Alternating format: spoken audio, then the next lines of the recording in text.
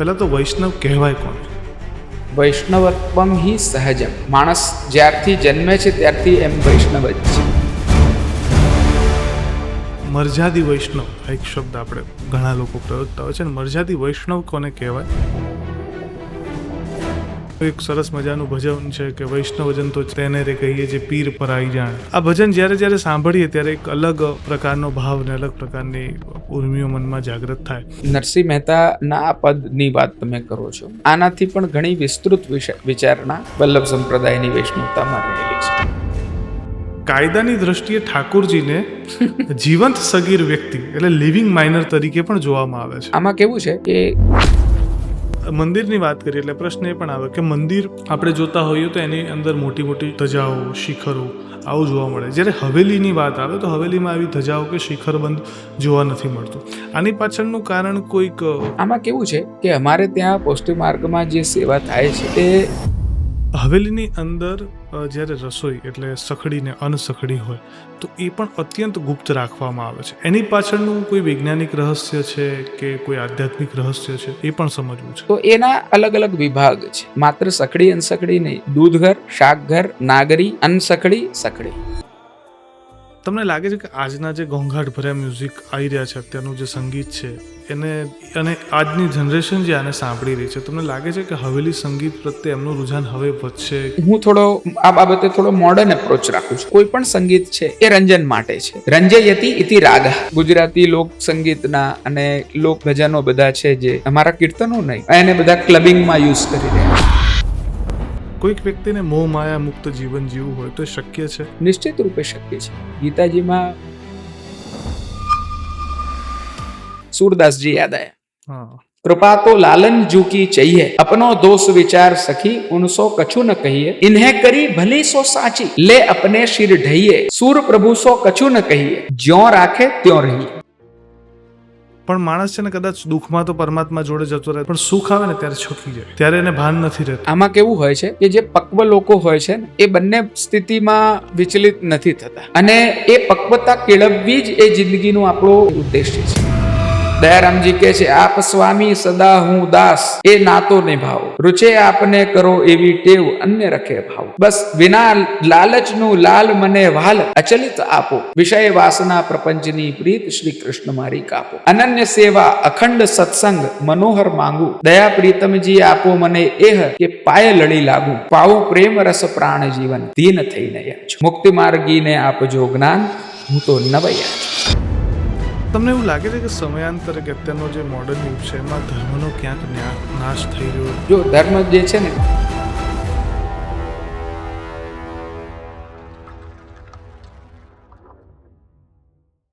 જય શ્રી કૃષ્ણ. વૈષ્ણવ કોને કહેવાય? જે નિત્ય હવેલીમાં દર્શન કરવા જાય એ સાચો વૈષ્ણવ, કે જે બીજાની પીડાને પોતાની પીડા સમજી જીવન જીવે એ સાચો વૈષ્ણવ?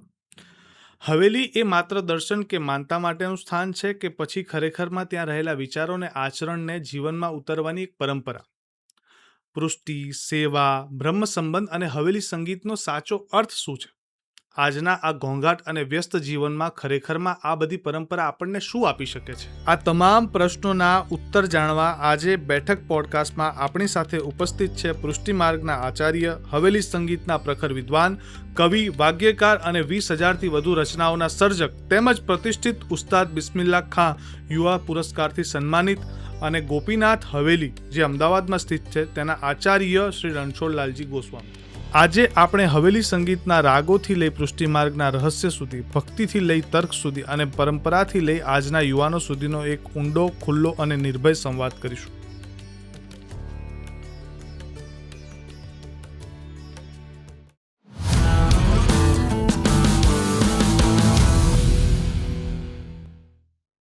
જે બેઠકના પોડકાસ્ટમાં આપનું હાર્દિક સ્વાગત છે. પ્રણામ. સૌ પ્રથમ તો શરૂઆત ત્યાંથી જ કરીએ. આમ તો આ પોડકાસ્ટ આપણે તમામ જનમાનસ માટે કરી રહ્યા છીએ, એટલે વૈષ્ણવ છે એમને તો કદાચ એની ખબર જ છે, પણ જે વૈષ્ણવ નથી, બરાબર છે, એમને પણ જ્યારે વૈષ્ણવ પ્રત્યેની જે સમજૂતી કે જ્ઞાન જોઈતું હોય તો એમના મનમાં ઘણા બધા પ્રશ્નો ચાલતા હોય. એટલે ત્યાંથી એકદમ સામાન્ય, અતિ સામાન્ય પ્રશ્ન પણ બધાને સમજાય એના માટે થઈને પહેલાં તો વૈષ્ણવ કહેવાય કોને? સૌથી પહેલા તો આપ લોકો એમને અહીંયા નિમંત્રિત કર્યા અને બેઠક પોડકાસ્ટમાં આવીને મને બહુ આનંદ થઈ રહ્યો છે, પ્રસન્નતા થઈ રહી છે. ખૂબ આપના આ કાર્યથી અમે લોકો બહુ પ્રસન્ન થઈએ છીએ, આનંદ થાય છે. તો આ જગ્યાએ ખૂબ સુંદર આ ચર્ચામાં સંમિલિત થવાનો અવસર થયો, એટલે બહુ આનંદ થઈ રહ્યો છે. વૈષ્ણવ એમ જુઓ તો વૈષ્ણવત્વમ હિ સહજમ. અમારા શ્રીમદ વલ્લભાચાર્યજી, જગતગુરુ શ્રીમદ વલ્લભાચાર્યજી મહાપ્રભુજી, જેમને અમે ઉદ્દેશીએ છીએ, મહાપ્રભુજી એમ આજ્ઞા કરે છે કે વૈષ્ણવત્વ સહજ છે. માણસ જ્યારથી જન્મે છે ત્યારથી એમ વૈષ્ણવ જ છે. કારણ કે એ વિષ્ણુનો એ વૈષ્ણવ, શિવનો એ શૈવ, એ રીતે એને સમજવું જોઈએ. તેમનો તદીય, તો એ પ્રકારનો આ પ્રયોગ છે વૈષ્ણવ. એટલે વિષ્ણુનો હોવો સ્વાભાવિક એટલે છે કારણ કે જે અણુ અણુમાં વસે છે, શાસ્ત્રીય વ્યાખ્યાઓ પર નહીં જવું, પરંતુ સમજણ માટે, કે જે અણુ અણુમાં વસે છે એનું નામ વિષ્ણુ છે.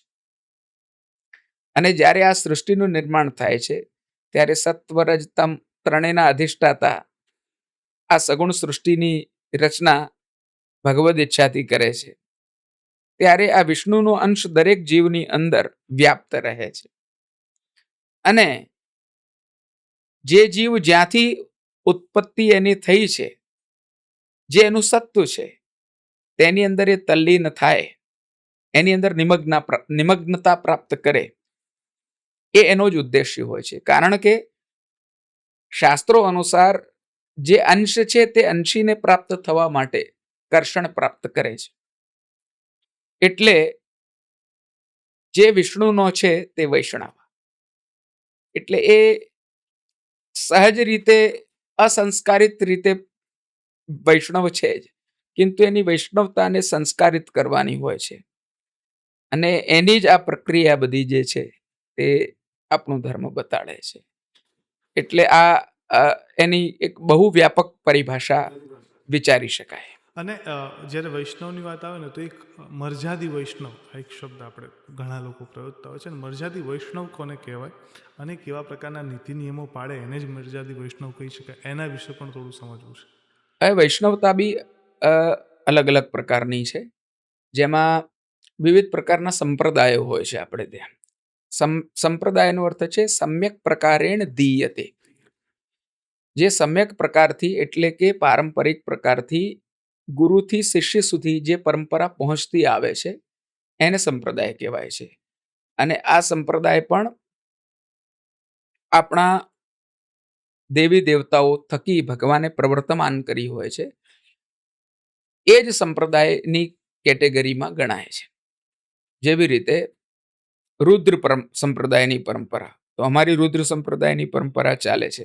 તો શ્રીમન નારાયણ, રુદ્ર, નારદ, વેદવ્યાસ, વિષ્ણુ સ્વામી, બિલ્વમંગલાચાર્ય આદિ થઈને શ્રી મહાપ્રભુજી વલ્લભાચાર્યજી, અને ત્યાંથી લઈને અસ્મત એટલે મારા ગુરુ સુધીની જે પરંપરા છે તેને આપણે આચાર્ય પરંપરા રુદ્ર સંપ્રદાયની કહીએ છીએ. એ અમારું વૈષ્ણવ સંપ્રદાયમાં પુષ્ટિ સંપ્રદાય કહેવાય છે, વિષ્ણુ સ્વામી સંપ્રદાય કહેવાય છે, કે રુદ્ર સંપ્રદાય કહેવાય છે. એવી રીતે રામાનુજ આચાર્ય થયા, એમના એ શ્રી સંપ્રદાય તરીકે ઓળખાય છે. સનક સનંદનનો સંપ્રદાય કહેવાય છે, નિમાદિત્યાચાર્યનો. એવી રીતે અલગ અલગ આચાર્યોની અલગ અલગ પરંપરા છે. અને આ ઓથેન્ટિક આ બધી પરંપરા વૈષ્ણવોની, એને આપણે સંપ્રદાયગત પરંપરા કહીએ છીએ. અને અન્ય મહાપુરુષોએ જે આરંભ કરેલા માર્ગ છે એને આપણે પંથ કહીએ છીએ. તો આ સંપ્રદાય અને પંથનો ભેદ છે. વૈષ્ણવ સંપ્રદાય બહુ વિસ્તૃત છે, જેમાં વિષ્ણુની સેવા થાય તે વિષ્ણુ તરીકે ભગવાનની સેવા થાય તે વૈષ્ણવ. અને એમાં મર્યાદી વૈષ્ણવનો આપે પ્રશ્ન કર્યો છે મને, તો મર્યાદીનો અર્થ છે મર્યાદાનું જે પાલન કરે તે મર્યાદી. અને મર્યાદી વૈષ્ણવો સૌથી પહેલા તો પુષ્ટિ માર્ગની પ્રણાલી મુજબ દીક્ષિત હોવા જોઈએ અને પોતાની ગુરુની આજ્ઞાની અનુરૂપ, એટલે કે જે વલ્લભ સંપ્રદાયના આચાર્યો છે, વલ્લભ કુલના ગુરુજન છે, તેમની આજ્ઞાને અનુરૂપ સૌથી પહેલા પોતાની મર્યાદા પાલન કરે છે, જેમાં મુખ્ય ઠાકુરજીની સેવા સ્મરણનો હેતુ હોય છે એમનું, અને વિવિધ પ્રકારની આચાર વિચારની પ્રણાલી જે આપણી પૂર્વાચાર્યો દ્વારા બતાડવામાં આવેલી છે એને અનુરૂપ રહીને ભગવાનને સમર્પિત જીવન જીવવું, સામાન્ય ભાષામાં કહીએ તો. અને એનાથી અતિરિક્ત જે છે તે બધા સંબંધોને ગૌણ ગણવા, પ્રધાન ભગવાનનો સંબંધ ગણવો અને તદ અનુરૂપ ભગવદ શરણાગતિના જે નિયમો છે, અનુકૂલસ્ય સંકલ્પ, પ્રતિકૂલસ્ય વિવર્જનમ, રક્ષયિષ્યતિ વિશ્વાસ ઇત્યાદિ 6 જાતની ષડવિધા શરણાગતિ કહેવાય છે. કે ભગવાનને અનુકૂળ હોય તેવું સંકલ્પ કરવો કે આ વૈષ્ણવતામાં મને શોભા આપશે એ વસ્તુ મારે કરવી, એ અનુકૂળનું સંકલ્પ કહેવાય છે. પ્રતિકૂળનું વિવર્જન, એક આશ્રય જ્યારે ભગવાનનો રાખ્યો છે તો અન્યનો આશ્રય છોડી દેવો, અસમર્પિત છોડી દેવું. શ્રીમદ વલ્લભાચાર્યજી, જગતગુરુ શ્રીમદ વલ્લભાચાર્યજી મહાપ્રભુજી આજ્ઞા કરે છે, અસમર્પિત વસ્તુ નામ તસ્માત વર્જનમ આચરેત. એટલે અસમર્પિત જે છે તે કોઈ દાડો ભગવાનને ધરેલું ન હોય તે કોઈ દાડો ગ્રહણ કરવું નહીં. તો દરેક જે કોઈ પણ પદાર્થ આપણે પોતાના વિનિયોગમાં લઈએ છીએ તે બધું ભગવાનનું પ્રસાદી હોવું જોઈએ. એટલે એ બધા જ જે કોઈ પણ પ્રકારના નિયમો છે, આ આખી એક આપણે કહી શકીએ આચાર સંહિતા છે, એક પ્રકારનું આ ધર્મશાસ્ત્ર છે. એટલે ધારયતિ ઇતિ ધર્મ, જેને આપ ધારણ કરો છો, જે ગતિવિધિને, જે આચાર વિચારને, જે આહાર વિહારને, જે ડૂઝ એન્ડ ડોન્ટ્સ છે એને પાળો છો, એની મર્યાદામાં રહો છો, એ મર્યાદ છે. અને એ બહુ જ શુદ્ધ સ્વરૂપ છે આચાર વિચારનું, કે જેની અંદર આચરણ પણ અને વિચારો પણ એટલા શુદ્ધ હોવા જોઈએ, તો જ તમે મર્યાદી કહેવાય શકો. માત્ર ખાનપાન કે રહેન સહેન નહીં, કિંતુ વિચારસરણી પણ જે છે તે એ જ પ્રકારની હોવી જોઈએ કે જેમાં ભગવાન સિવાય જે છે તે કોઈ વસ્તુ પર ધ્યાન જ ના હોય મનુષ્યનું. એટલે એ બહુ જ બૃહદ, બહુ વ્યાપક વિષય છે, ગહન વિષય છે, માર્મિક વિષય છે. હવે આની વચ્ચે છે ને એક પ્રશ્ન મનમાં થાય. બહુ સમય પહેલા એક વસ્તુ સાંભળી હતી, કદાચ આ અપવાદરૂપ હશે કે કદાચ ખોટી માન્યતા હશે એવું પણ હું માની શકું, પણ આપના મુખેથી જ એ સ્પષ્ટીકરણ મળે તો કદાચ વધારે યોગ્ય રહેશે. એવું કહેવાય કે મર્યાદી વૈષ્ણવ હોય ને એ શિવવું હોય ને એને એવું પણ શિવ ન બોલે, કારણ કે એમાં પણ શિવ રહેલા છે. તો આવી એક હવે અપવાદરૂપી છે. હવે આનું ના, એવી કોઈ માન્યતાઓ નથી અમારે ત્યાં. હા, એવું અને કંઈ તો નથી. પછી જે લોકો આનું પ્રવર્ત કરે છે, કે જે કોઈ લોકો અને આ જ્યારે જો સાંભળવા મળે આમાં ને ત્યારે હું તમને કહું, મને સીધા અમે લોકો બધા જે કોઈ પણ પ્રકારના દેવતાઓ છે, એટલે અમે લોકો પરબ્રહ્મત્વેન હા શ્રી કૃષ્ણને ગણીએ છીએ. જી એટલે એમને પુરુષોત્તમ, સૌથી અતીત, સૌથી પર ગણીએ છીએ, એનાથી વિશેષ કોઈને કોઈ નથી. નહીં. અને અન્ય જે કંઈ પણ છે તે એમના સ્વરૂપે જોઈએ છે. એટલે ભગવાનના જ અન્ય સ્વરૂપો, જેવી રીતે નારાયણ થઈ ગયા, વાસુદેવ સ્વરૂપ થઈ ગયા, અન્ય વ્યુહો થઈ ગયા, ગુણાવતારો થઈ ગયા. ગુણાવતારો એટલે કે બ્રહ્મા વિષ્ણુ મહેશ થઈ ગયા, શિવજી એમાં આવી ગયા, અન્ય અવતારો ગણીએ. અને તત્પશ્ચાત કલાવતારો, અંશાવતારો, આવેશાવતારો, જે આપણે 24 અવતારોમાં જોઈએ છે એ બધા. એટલે એ બધા સ્વરૂપોમાં અમે એમ અંતર કોઈ જાતનો જોતા નથી, પરંતુ અમે કૃષ્ણને મૂળ ગણીએ છીએ. એટલે તમે મૂળમાં જલ નાખો તો પાંદડે પાંદડે એનું જલ પહોંચી જાય છે. એટલે શ્રી કૃષ્ણ છે એની અંદર બધા જ સ્વરૂપો આવી ગયા. આ અમારી વિચારધારા છે, આ અમારી દર્શનશાસ્ત્રની પ્રણાલી છે. એટલે જ્યાં શ્રી કૃષ્ણ છે તે એમની શક્તિ પણ છે. એટલે શક્તિની પૂજા અલગથી કરવી એ અમારા માટે આવશ્યકતા નથી. અચ્છા, હવે નરસિંહ મહેતાનું એક બહુ સરસ એટલે આ મુદ્દો હું જી જરા પૂરો કરી લઉં કે એટલે શિવ જે છે તે એમનાથી એમનું આશ્રય કરવો એક અલગ વસ્તુ છે. અમે કૃષ્ણના આશ્રયમાં જ બધાનો અ, સમાવેશ ગણી લઈએ છીએ.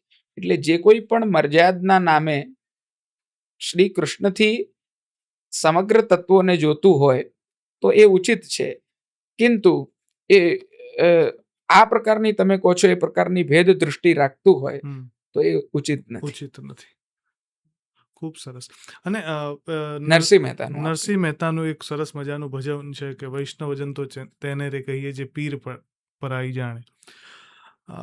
આ ભજન જ્યારે જ્યારે સાંભળીએ ત્યારે એક અલગ પ્રકારનો ભાવ ને અલગ પ્રકારની ઉર્મિઓ મનમાં જાગૃત થાય. પરંતુ એક પ્રશ્ન અત્યારના સમયમાં એવું પણ થાય કે ખરેખરમાં વૈષ્ણવ કે સમગ્ર જનમાનસમાં એ છે કે હવે બીજાના દુઃખને થી દુઃખી થઈ અને એ પોતાના જીવનમાં એવા આચરણો લાવે છે કે ભાઈ કોઈક વ્યક્તિ દુઃખી છે તો એ દુઃખને આપણે દૂર કરીએ, એમાં સહાયક બનીએ, એવા ભાવ આજના સમયના વૈષ્ણવના કે જનમાનસમાં રહ્યા છે. હવે જુઓ, નરસિંહ મહેતાના આ પદની વાત તમે કરો છો, આનાથી પણ ઘણી વિસ્તૃત વિચારણા વલ્લભ સંપ્રદાયની વૈષ્ણવતામાં રહેલી છે. આ વસ્તુ નિશ્ચિત રૂપે હકીકત છે કે વૈષ્ણવજન તો તેને કહીએ જે પીડ પરાઈ જાણે. તો પીડ પરાઈનો અર્થ અમે લોકો એટલા સંક્ષિપ્ત અર્થમાં નથી લેતા કે કોઈ ચેતનાયુક્ત પ્રાણી સુધી એ વસ્તુ સંમિલિત હોય. અમે લોકો તો કણકણમાં બ્રહ્મના દર્શન કરવાની વાત કરીએ છીએ. એટલે એમાં જડ ચેતન જ્ઞાન વિજ્ઞાન સદંશ ચેદંશ સર્વત્ર આ પૂર્ણાનંદનો અંશ સ્થિત છે માનીએ છીએ. એટલે તો અમે મૂર્તિ પૂજા કરીએ છીએ જડ સ્વરૂપની અંદર. જેને લોકો જડ ગણે છે એને અમે ભોગ ધરીએ છીએ, એની અમે સેવા કરીએ છીએ અને અનુભૂતિ પણ કરી શકીએ છીએ. એટલે માત્ર આપણને જ્યાંથી રિસ્પોન્સ પ્રાપ્ત થઈ રહ્યો છે, પ્રતિક્રિયા પ્રાપ્ત થઈ રહી છે, એટલા સુધી અમે લોકો સીમિત નથી રહેતા. અમે તો પીડ પરાઈ ત્યાં સુધી જાણીએ છીએ કે જડ ચેતનાદિકનો પણ અમે ભેદ નથી જોતા. એટલે વિચારધારાનો એટલો વિસ્તાર હોવો જોઈએ કે આપણે જે બી કોઈ સત્કાર્ય કરીએ તે પ્રભુને સમર્પીને સત્કાર્ય કરીએ. એટલે અન્નક્ષેત્રો પણ અમારે ત્યાં ચાલે, મંડાણો પણ ચાલે છે મોટા મોટા પ્રસાદ લેવાના. તો એ બધું ભગવાનને સમર્પિત થઈને જન સેવાનું કાર્ય થાય છે. એટલે દરિદ્ર નારાયણને પણ તમે જમાડો છો, નારાયણ સમજીને જમાડો છો, પણ એ દરિદ્રની અંદર જીવત્વ જોઈને ભગવાનનું પ્રસાદી જમાડો છો, જેથી કરીને એની સદબુદ્ધિ પ્રાપ્ત થાય, એનું સંરક્ષણ થાય, એનું ભલું થાય. એટલે માત્ર જનસેવા સુધીની વિચારણા નથી. આ તો સર્વમ ખલવિદમ બ્રહ્મ. શ્રુતિ કહે છે, વેદ કહે છે કે સર્વ જે કંઈ પણ છે એ બધાની અંદર બ્રહ્મ તત્વ ભગવાનનું સ્વરૂપ રહેલું છે. કણુ કણુમાં, અણુ અણુમાં આ ભગવાન જે છે તે બિરાજમાન છે. એટલે સ્વાભાવિક રીતે ગીતાજીમાં બતાડેલા સ્થિત પ્રજ્ઞના લક્ષણો જે નરસિંહ મહેતાએ આ ભજનમાં બતાડ્યા છે, કે મોટા મોટા ભગવદીય જનોએ અલગ અલગ શાસ્ત્રોમાં બતાડ્યા છે, વખાણ્યા છે, ગાયા છે.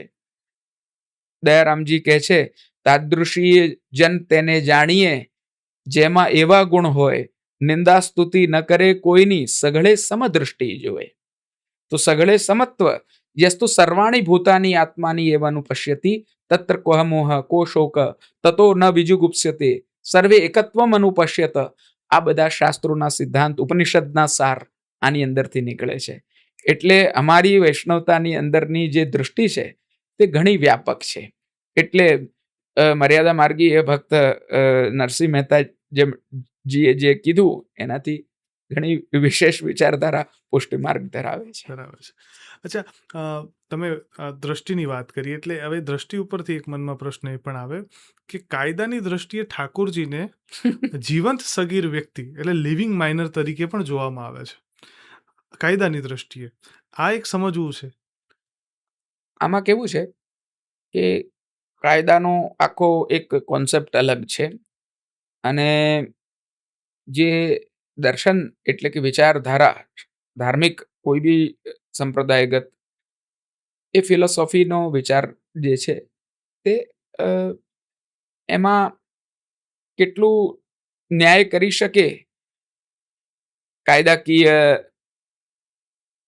તજજ્ઞો એ હું નથી જાણતો, કિંતુ હું એટલું સમજુ છું કે લિવિંગ માઇનર તરીકે ભગવાનને જો ગણતા હોય તો આચાર્ય પરંપરા જે રહી છે આપણી, એટલે કે જેમની આજ્ઞાથી ભગવદ સેવા થાય છે, એટલે સેવા કૃતેર ગુરુરાજ્ઞા બાધનમ વા હરિચ્છયા, મહાપ્રભુજીનું વચન છે શ્રીમદ વલ્લભાચાર્યજીનું, કે ગુરુની આજ્ઞા પ્રમાણે સેવા કરવાની હોય છે. તો આચાર્ય સ્વરૂપ અમારે ત્યાં જે છે તેમને સ્વામિની સ્વરૂપ ગણીએ છીએ, એટલે જેની આજ્ઞાને આધીન સર્વતો સ્વતંત્ર બ્રહ્મ પોતાની સેવા કરાવે છે. એટલે જીવ જે છે તે આચાર્ય આજ્ઞામાં રહીને ભગવાનની સેવા કરી શકે છે, અને એ ત્યાંથી જ જે છે તે પુષ્ટિમાર્ગની સેવા પ્રણાલીનો આરંભ થાય છે. એટલે પુષ્ટિમાર્ગીય પરંપરામાં દીક્ષિત થવું, આચાર્ય પરંપરા દ્વારા બ્રહ્મ સંબંધની પ્રાપ્તિ કરવી, તત્પશ્ચાત તેમની આજ્ઞા પ્રમાણે સેવા આરંભ કરવી. તો એ ઠાકોરજી જે એમના મસ્તક પર પધરાવવામાં આવે છે તે ગુરુ દ્વારા નિર્દેશિત વિધાન, વિધિ, સેવા પ્રકારના આધારે એમને સેવા કરવાની હોય છે. એટલે લીગલ લેંગ્વેજમાં એમને માઇનર તરીકે ગણી લીધા છે. કિંતુ ભગવાન તો સર્વતો સ્વતંત્ર છે દાર્શનિક રૂપે, અને લીગલી જે છે તે સેવા કૃતે ગુરુ આજ્ઞાનો સિદ્ધાંત પાલનીય હોય છે. કેમ કે જીવ પોતાની સ્વતંત્ર ઈચ્છાથી, સ્વેચ્છાથી, સ્વેચ્છાચારથી, સ્વચ્છંદતાથી એ પુષ્ટિમાર્ગીય સેવા નથી કરી શકતો. કેમ કે ત્યાં તો સાક્ષી, કાની, ગુરુ આજ્ઞા, આચાર્યોપદેશ, ઘણી બધી વસ્તુઓ અવિચારણીય હોય છે. એટલે આ વિષય ઘણો લીગલ એક્સપર્ટ્સ માટે ક્લિષ્ટ વિષય છે, અને દાર્શનિક રીતે તો સર્વનો નાથ છે, જગતનો નાથ છે, એ કોણનો માઇનર હોઈ શકે? એ તો મેજરથી મેજર છે. પણ છતાંય એનો વહીવટ જે છે એના વતી વહીવટ કરવાનો હોય છે, તો એ જેમની આજ્ઞાથી થવો જોઈએ તે આચાર્ય હોય છે એ પરંપરાનો. એટલે એમની આજ્ઞાને અનુરૂપ સેવા થાય છે. એમને સ્વામીજીની ભાવના ગણી છે અમારે ત્યાં, અને એને નિકુંજની ભાવનામાં સ્વામીજીની ભાવના કહે છે, અને નંદાલયની ભાવનામાં યશોદાજીની આજ્ઞાને આધીન રહે છે. એટલે આ પ્રકારે સેવા ભાવના પણ જે છે તે પોતપોતાનો વિસ્તૃત વિષય ધરાવે છે, અને બહુ જ આ વિસ્તારપૂર્વક આની ચર્ચા થઈ શકે તેમ છે. કિંતુ લીગલ સેન્સમાં તો એ ઉચિત જ છે કે ભાઈ ભગવાન ઠાકોરજીના શ્રી વિગ્રહ વતી કોઈ વહીવટ કોઈ કરતું હોય તેમને એ રીતે ગણતા હશે. ખૂબ સરસ. જેવી રીતે અત્યારે બિરાજમાન શ્રી રામલલા નો વહીવટ ચાલી રહ્યો છે, જી જી જી, તો એમના વતી એમ અત્યારે કોણ ટ્રસ્ટ આ કોઈ હવે ટ્રસ્ટ વહીવટ કરે છે, આ એક બરોબર છે. બાકી તે આચાર્ય પરંપરા કોઈ હોત, જે પ્રાચીન આપણી પરંપરા રહી છે, પ્રણાલી રહી છે, તો આ બધા વિષયો જરા આટલા ક્લિષ્ટ ના બને. કેમ કે સંપ્રદાયગત પરંપરા અને સંપ્રદાયગત વિધાન જે છે તે હોવું દરેક આવા સ્થાનો પર બહુ જરૂરી છે. બહુ સાચી વાત છે. કોઈ બી સંપ્રદાયની વાત હોય, માત્ર પુષ્ટિ સંપ્રદાય કે એની વાત નથી, પણ આચાર્ય પરંપરાનું મહત્વ હોવું જોઈએ, તો જ આ થઈ શકે છે. કોઈ બી ધર્મ સંપ્રદાય ત્યારે જ ટકી શકે છે કે જ્યારે એના વિધાન નિશ્ચિત કરનારા આચાર્ય બિરાજમાન. અચ્છા, મંદિરની વાત કરીએ એટલે પ્રશ્ન એ પણ આવે કે મંદિર આપણે જોતા હોઈએ તો એની અંદર મોટી મોટી ધજાઓ, શિખરો આવું જોવા મળે. જ્યારે હવેલીની વાત આવે તો હવેલીમાં આવી ધજાઓ કે શિખરબંધ જોવા નથી મળતું. આની પાછળનું કારણ કોઈક એવું તો નથી રહ્યું કે મુઘલ સામ્રાજ્ય હતું એ સમયે કોઈ પરિવર્તન આવ્યા છે એવું છે, કે પહેલેથી જ આ પરંપરા ચાલી આવે છે? આમાં કેવું છે કે અમારે ત્યાં પૌષ્ટિક માર્ગમાં જે સેવા થાય છે તે આચાર્ય પરંપરાની ગ્રહ સેવા બિરાજમાન છે. અમારે ત્યાં મંદિર તરીકે એક શ્રીનાથજીનું મંદિર છે, જેને અમે પર વિચારણા રાખીને નિકુંજ ગણીએ છીએ. નિકુંજનો ભાવ ગણીએ છીએ. નિકુંજ નાયક છે શ્રીનાથજી, એટલે એમને ત્યાં સર્વ સમાવેશક, જેની અંદર બધું જ છે, એ રીતે સેવા થાય છે એમની. અને બાકી જે અન્ય આચાર્ય હવ્યાલય, મંદિરો, હવેલીઓ જેને આપણે કહીએ છીએ, એ બિરાજમાન છે, આચાર્ય ગૃહો છે. એટલે એમાં નંદાલયની ભાવના કરી. નંદરાયજીનું ઘર છે, ઘરની અંદર સેવા થાય છે. એમાં કોઈ ધજા નથી, કોઈ શિખર નથી, કોઈ જાતની મંત્રાત્મક કે તંત્રાત્મક સેવાનો વિધાન પ્રધાન રૂપે નથી. એમાં તો એક બાળ ભાવને, એક ભક્તિભાવથી બાળકને જેવી રીતે ઉછેર થતો હોય, એનું લાલન પાલન થતું હોય, એને લાડ લડાવવામાં આવતા હોય, તે પ્રકારે પૂર્ણ વ્યવસ્થાથી અનુરૂપ એવું ઘર એ ભગવાનનું આ હવેલી મંદિરો માનવામાં આવે છે. અને એ આચાર્ય શ્રીના ગ્રહસ્થાન છે કે જ્યાં આ સેવા થાય છે. અને એમાં રાગ ભોગ આદિ, શૃંગાર આદિકની પૂર્ણ વ્યવસ્થા છે.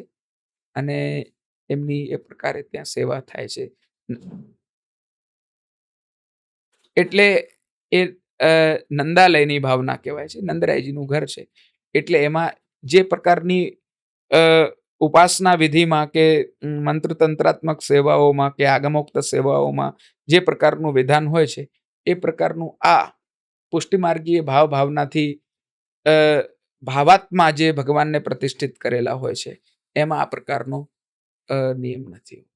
એટલે આની પાછળ કોઈ મુઘલ સામ્રાજ્યની કોઈ એવી ઘટનાઓ ક્યાંય જવાબદાર રહી નથી? ના, આમાં મુગલો તો અમે લોકો તો શું, મુગલોની શું એવી વિસાત છે કે આપણી પારંપરિક કોઈ શૈલીઓને બદલી શકે એ લોકો.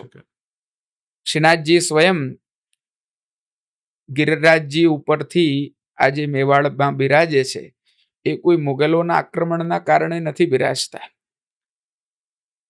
એ અજબ કુંવરબાઈ ઉપર કૃપા કરવા માટે મેવાડ પધાર્યા છે. એમનો વાયદો પૂરો કરવા માટે, એમના ઉપર જે એમને જે પ્રકારે રીઝી ગયા છે, એ પોતાનો સ્વચ્છંદ આનંદ કાર્યાન્વિત કરવા માટે, એક્ઝિક્યુટ કરવા માટે એ પધારેલા છે. ત્યાં બી એ જ પ્રકારે અત્યારે સેવા થાય છે જે ગિરિરાજજી ઉપર થતી હતી. એ જ ઘંટા શંખના નાદ સાથે ઠાકુરજી જાગે છે અને એ જ પ્રકારે ભોગ, રાગ, શૃંગાર બધી પ્રણાલીઓ ચાલે છે. શ્રી મહાપ્રભુજીથી જે સેવાનો ક્રમ આરંભ થયો છે, ગુસાઈજીએ જે પ્રણાલિકા નિબદ્ધ કરી છે, તો એ પ્રકારે જ ચાલી રહ્યો છે આજે બી. અને ઇવન જે સમયે, જે કાળમાં શ્રીનાથજીની આ પ્રાગટ્ય વાર્તા કરીને એક ગ્રંથ છે, જોવા જેવો છે. શ્રીનાથજી જે જે સ્થાનો પર પધાર્યા મુગલોના આક્રમણના દરમિયાન, કે જે વખતે એમ કહેવાય છે કે ઘણી બધી વિધ્વંસક લોકોએ ઘણું બધું ક્રૂરતાઓ ત્યાં આચરી બ્રજમાં, પણ ભગવાન એ લોક ઉદ્દેશ્યને તો ગણકારતા નથી બહુ, কিন্তু એમની ભગવાનનો અભિપ્રાય જે છે ને, તે પુષ્ટિમાર્ગી વિચારણા મુજબ એમની સ્વચ્છંદ લીલા છે. જેવી રીતે જરાસંધ દ્વારા થયેલા આક્રમણોથી ભગવાન ભાગીને રણછોડ બન્યા, એ લોકોક્ત વાત છે. એટલે લોક દૃષ્ટિ છે, શાસ્ત્રોક્ત વાત છે. લોકોક્ત શબ્દ હું નહીં વાપરું, પરંતુ એ લોક દૃષ્ટિ છે એવી. કિંતુ એની અંદર રહેલી માર્મિક દૃષ્ટિ એવી છે કે આ બાજુ દ્વારકા લીલાનો વિસ્તાર કરવાનો હતો, આટલું મોટું મહાભારતનું મિસ રચવાનું હતું, તો ભગવાને તો આ લીલા કરવાની જ હતી, એમાં એ માત્ર નિમિત્ત બન્યો છે. એ રીતે આ બધા જે કોઈ પણ બાહ્ય આક્રમણો થયા છે ભારત વર્ષ પર, નિશ્ચિત રૂપે એમણે ક્રૂરતા કરી છે, તો કોણ એ વસ્તુથી અજાણ છે કે કોઈ કોણ એને ના પાડશે એ વસ્તુને. કિંતુ જ્યારે ભગવાનની લીલાની વાત આવે છે, કે ભગવાનના આચરણની વાત આવે છે, ત્યારે આ બધા લોક અને વેદના જે કોઈ પણ પ્રકારના દ્રષ્ટિકોણ છે તે ગૌણ થઈ જાય છે, અને અલૌકિક દૃષ્ટિ જે છે તે પ્રધાન બની જાય છે. એ અમારી પુષ્ટિમાર્ગની વિચારણા છે. હવે હવેલીની અંદર જ્યારે રસોઈ એટલે સખડીને અનસખડી હોય તો એ પણ અત્યંત ગુપ્ત રાખવામાં આવે છે. એની પાછળનું કોઈ વૈજ્ઞાનિક રહસ્ય છે કે કોઈ આધ્યાત્મિક રહસ્ય છે, એ પણ સમજવું છે. જુઓ, ઠાકોરજીની આ સામગ્રી વિભાગ છે, ભોગ રાગ શૃંગાર. તો ભોગ જે સિદ્ધ થાય છે ઠાકોરજીનો, એ જ્યારે ભોગ સિદ્ધ થવાનો હોય ત્યારે એ સામગ્રી કહેવાય છે, અને જ્યારે ઠાકોરજી એને ભોગ આરોગી લે એ પછી એને પ્રસાદ કહીએ છીએ, કેમ કે ઠાકોરજી દ્વારા અનુગ્રહિત થઈ જાય છે. તો એના અલગ અલગ વિભાગ છે. માત્ર સખડી અનસખડી નહીં, દૂધઘર, શાકઘર, નાગરી, અનસખડી, સખડી. એટલે અનસખડી વિભાગનો અર્થ છે કે જેની અંદર અન્ન છે. દૂધઘર પહેલા તો સમજવું જોઈએ. દૂધઘરનો અર્થ છે કે દૂધની સામગ્રી અથવા ફલાદિકની સામગ્રી કે જેની અંદર અન્નનો પ્રયોગ નથી થતો. અન્ન સખડીની અંદર દૂધમાં પકવેલું અન્ન હોય છે, જેને આપણે પકવાન કહીએ છીએ કે મિષ્ટાન્ન કહીએ છીએ. એટલે એ વસ્તુ હોય છે. અને સખડી એટલે કે રાંધેલું અન્ન, જલપાન. અને આના બધા અલગ અલગ નિયમો હોય છે. તો શાંડિલ્ય સંહિતામાં વચન છે કે જે કોઈ પણ પ્રકારના આ અન્ન હોય છે, અથવા પક્વ કરેલા કે રાંધેલા કે દૂધઘર આદિકના, એનો પરસ્પર અસ્પૃષ્ટતા ભાવથી એકબીજા સાથે સ્પર્શ ના થાય એ રીતે એમને અલગ અલગ સિદ્ધ કરવા, અને દૃષ્ટિમાં ના આવે, લોક દૃષ્ટિમાં, એ રીતે એને ઢાંકીને રાખવું, અને એ પ્રમાણે ઠાકોરજીને પહેલા વિનિયોગ થઈ શકે એ રીતે રાખવું. પછી એ બધાના દૃષ્ટિમાં આવે તો ચાલે. એમાં શું છે કે દૃષ્ટિ દોષ તો આયુર્વેદમાં એ બહુ મોટો ગણ્યો છે. કોઈ બી વસ્તુને સ્પર્શ થઈ જાય તો અપવિત્રતા આવે તો સામાન્ય વસ્તુ સમજવામાં આવે છે, અને આજનું સાયન્સ પણ માને છે એને. ઇવન કોરોનામાં તો અમારા જ નિયમો બધાએ પાળ્યા છે. પુષ્ટિ માર્ગને ત્યાં સુધી બધા એમ કહેતા હતા કે તમે લોકો અસ્પૃષ્ટતા રાખો છો, આ રાખો છો, તે રાખો છો.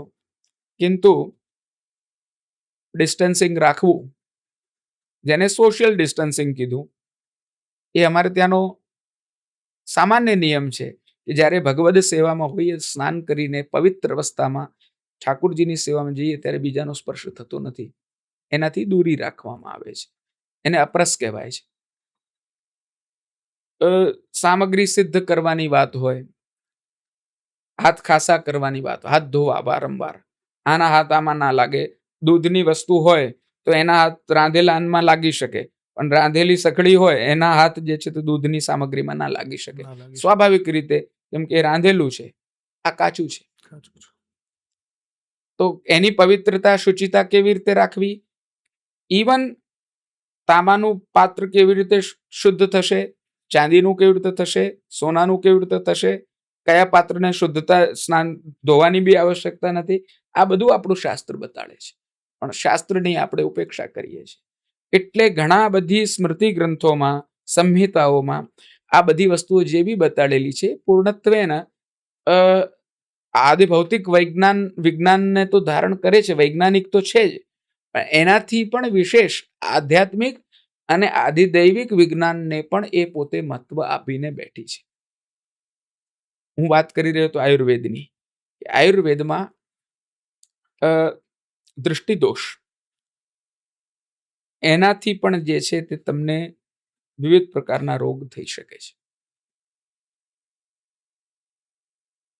તો ઘણી મોટી પરિભાષા, ઘણી વ્યાપક વિચારણા આ વિષય પર થઈ શકે.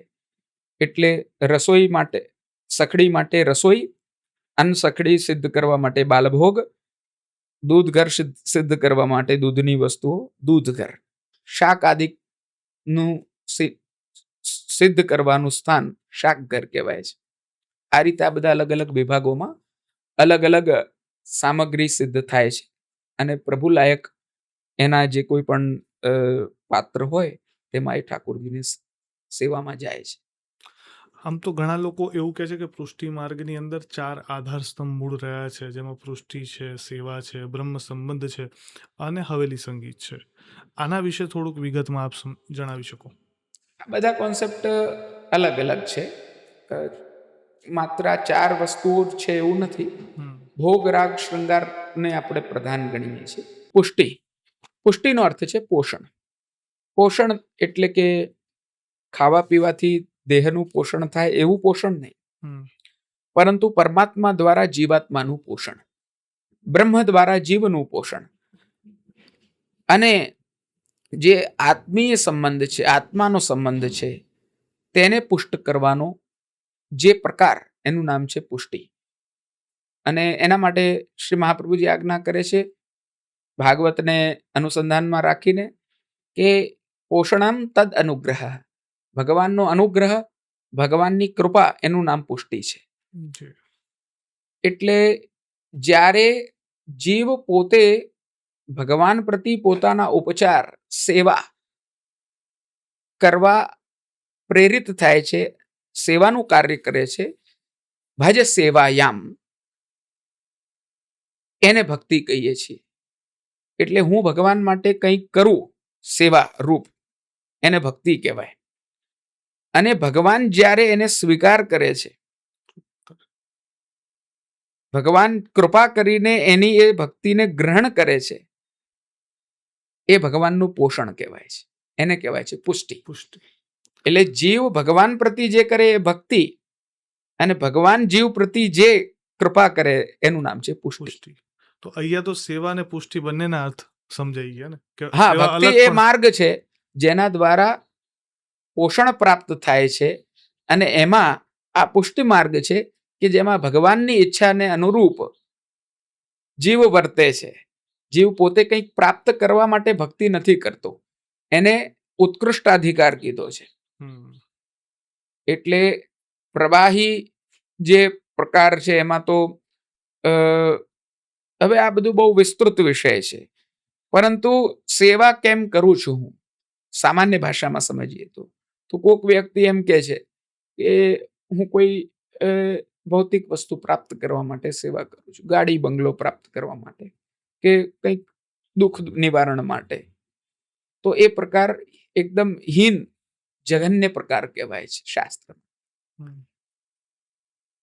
એનાથી ઉત્તમ એ લોકો છે કે જે મુક્તિ પ્રાપ્ત કરવા માટે ભક્તિ કરે છે, કે ભાઈ આ સંસાર ચક્રમાંથી હું નીકળી જાઉં અને મોક્ષ પ્રાપ્ત કરું.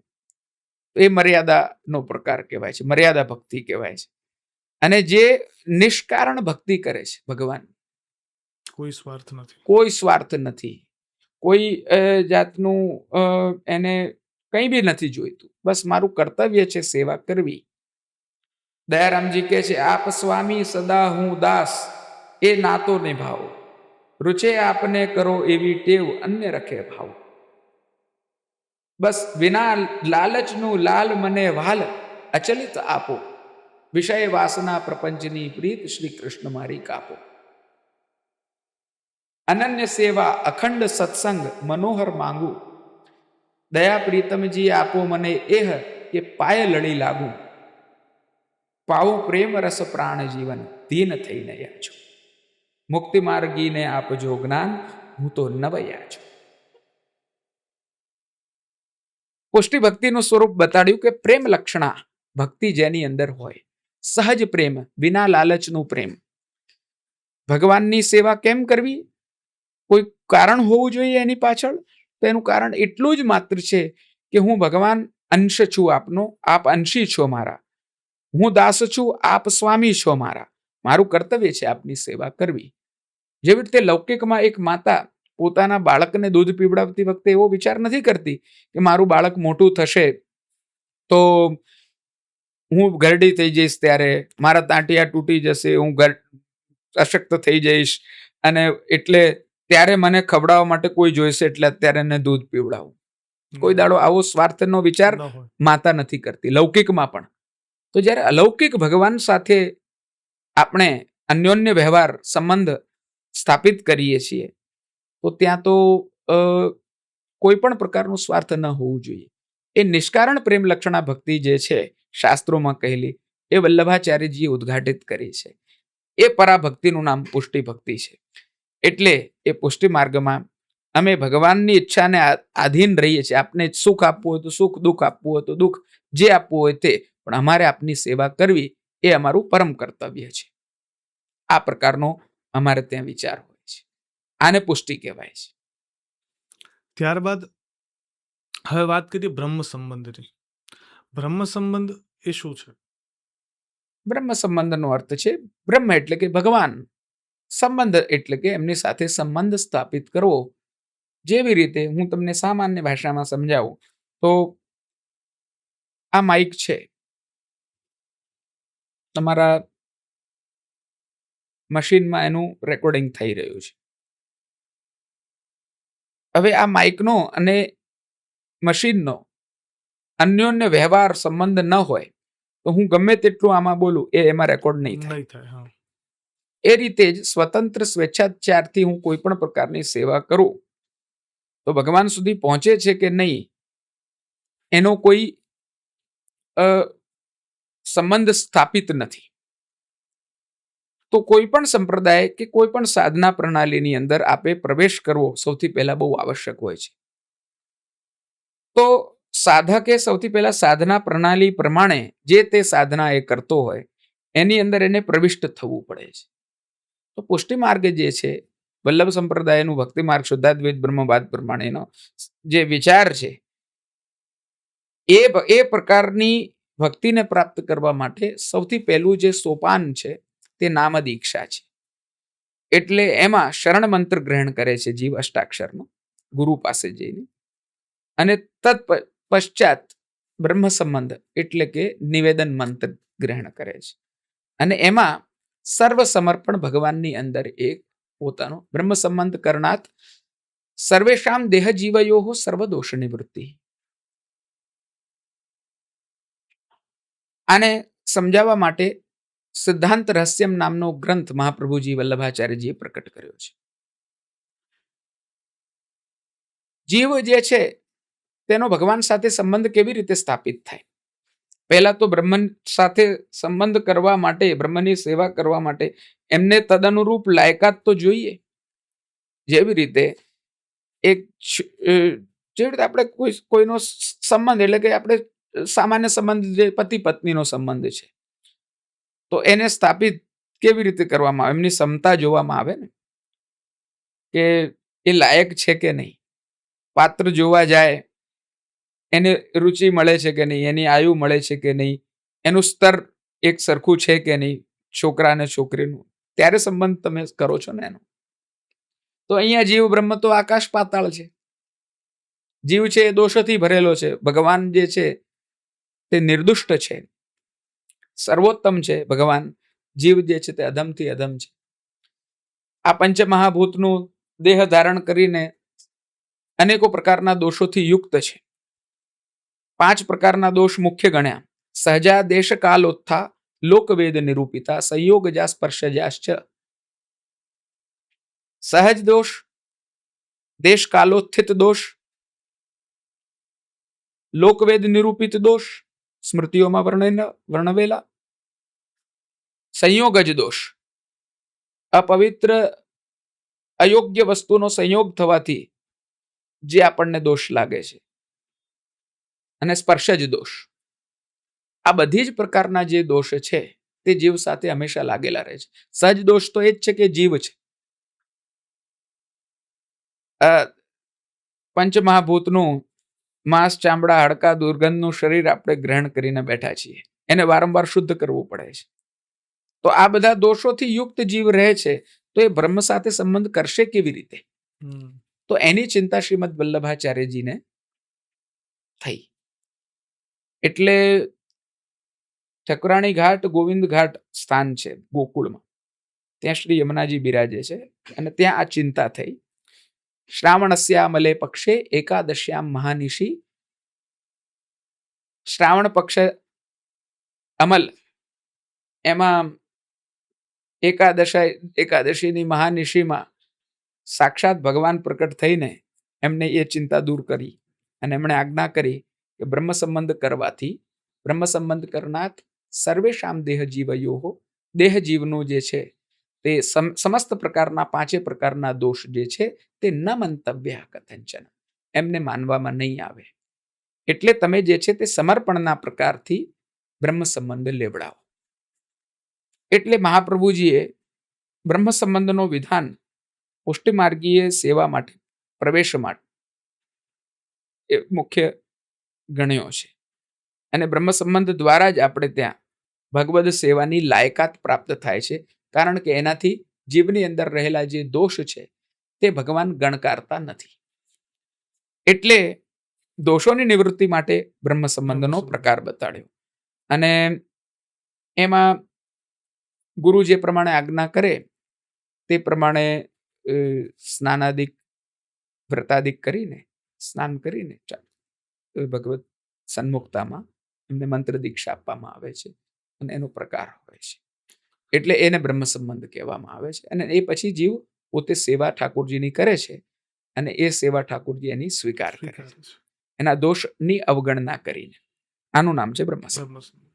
હવે એના પછી આવે હવેલી સંગીત. હવેલી સંગીત અત્યંત પ્રાચીન રીતે આપણે સમજવા જઈએ, કેમ કે અત્યારે તો ઘણા બધા ઘરાના છે જેમાં અલગ અલગ પ્રકારના સંગીતો છે, પરંતુ એથી અત્યંત પ્રાચીન રીતે હવેલી સંગીત છે. અને આ ઘરાનામાં પણ એક કદાચ મેં સાંભળેલી વાત છે કે ઘરાનામાં પણ ગવાતા જે સંગીત છે એ પણ હવેલી સંગીતમાંથી જ આવેલા સંગીત છે. આના વિશે થોડીક વધારે વાત કરી શકો તો? હવે જુઓ, હવેલી સંગીત જે નામ આપવામાં આવ્યું છે આને મૂલત્વે કહેવાય છે કીર્તન પરંપરા.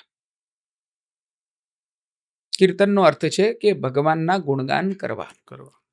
ગુણગાને સુખાવાપ્તિ ગોવિંદસ્ય પ્રજાયતે, મહાપ્રભુજી આજ્ઞા કરે છે. તો ગુણગાન દ્વારા ઠાકોરજી એટલે કે ભગવાન શ્રી કૃષ્ણ એમની પ્રસન્નતા પ્રાપ્ત કરવી. ગુણગાનથી ભગવાન જે છે તે ખૂબ પ્રસન્ન થાય છે અને જીવને પણ ભગવાનના ગુણ ગાઈને ખૂબ આનંદ થાય છે. એનાથી વિશેષ એના માટે કંઈ છે જ નહીં. દાસ પોતાના સ્વામીના ગુણ ગાય, એનાથી વિશેષ એના માટે શું હોય શકે? એટલે કીર્તન ભક્તિનું પર્યાપ્ત મહત્વ રહેલું છે. આજથી નહીં, સંપ્રદાયગત પરંપરાથી. એટલે શ્રીમન નારાયણ તઃ રુદ્ર નારદ વેદ વ્યાસ વિષ્ણુ સ્વામી, આ પરંપરા શ્રીમદ વલ્લભાચાર્યજીથી પણ 2500 વર્ષ પૂર્વ વિષ્ણુ સ્વામી થયા. અને આદિ વિષ્ણુ સ્વામીની પરંપરા તત્પશ્ચાત રાજ વિષ્ણુ સ્વામી થયા, આંધ્ર વિષ્ણુ સ્વામી થયા. એ પરંપરામાં જ આ દીક્ષિત ઘણા બધા ભગવદીઓ થયા. જયદેવજી થયા, ગીત ગોવિંદકાર. બિલ્વમંગલ સ્વામી કે જેમણે કૃષ્ણ કરણામૃત રચ્યું, જેમણે ગોવિંદ દામોદર અષ્ટક તમે જે સાંભળો છો એ એમનું રચેલું છે, એ થયા. એવા અનેકો લોકોએ કીર્તન પ્રણાલીને જે છે તે ગાઈ છે સગુણ ભક્તિમાં. પણ નિર્ગુણ ભક્તિનો માર્ગ જ્યારે વલ્લભાચાર્યજીએ મહાપ્રભુજીએ પ્રકટ કર્યો પુષ્ટિ માર્ગ તરીકે, ત્યારે શ્રીનાથજીની સેવામાં કીર્તનને બહુ જ પર્યાપ્ત મહત્વ આપીને એ જે પદો, પદ્ય બંધો, પ્રબંધો,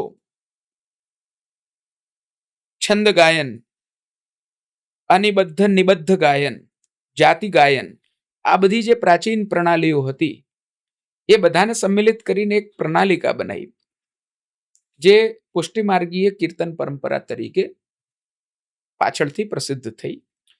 અને એ એમણે પોતાના સેવકોને પણ પ્રશિક્ષિત કરી અને પોતે પણ એને વિનિયુક્ત કરી અને એની પ્રણાલીબદ્ધ ઓર પણ સુદૃઢતા શ્રી ગુસાઈજીએ એટલે કે શ્રી વિઠ્ઠલનાથજી એમના સુપુત્ર જે અમારા આચાર્ય થયા એમણે ઓર બી વિસ્તારથી એને પ્રણાલીબદ્ધ કરી. એટલે આ રીતે અમારી કીર્તન પરંપરા ખૂબ જ પ્રાચીન છે, જેની અંદર પ્રબંધના તત્વો રહેલા છે, જાતિ ગાયનના તત્વો રહેલા છે. અત્યારે જે આપણે ધ્રુપદ ધમારની શૈલી સાંભળીએ છીએ એનો જે પ્રાચીનતમ પ્રકાર છે એ પણ આમાં સંમિલિત છે.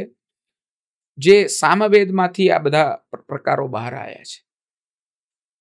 જેવી રીતે મેં ગુરુ પરંપરા આની બતાડી એ રીતે જ સંગીત શાસ્ત્રની પરંપરા પણ આ રીતે જ પરિવહિત થઈને આવી રહી છે.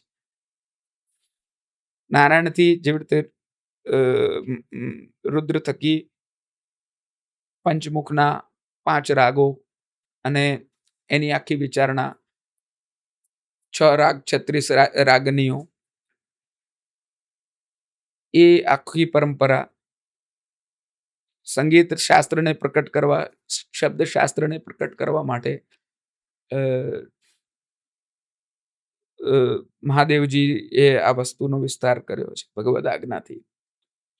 અને એ પછી એને નારદજીએ કીર્તન ગાનને મહત્વ આપ્યું છે એ પરંપરામાં. હવે નારદજી પાંચરાત્રાદિક શાસ્ત્રોમાં નારદ પંચરાત્ર નામનું શાસ્ત્ર છે એમનું, એમાં કીર્તનનું અત્યંત મહત્વ બતાડે છે. એ પછી શાંડિલ્ય સંહિતા થઈ ગઈ કે શાંડિલ્ય ઋષિ પણ આ જ પરંપરામાં થયા.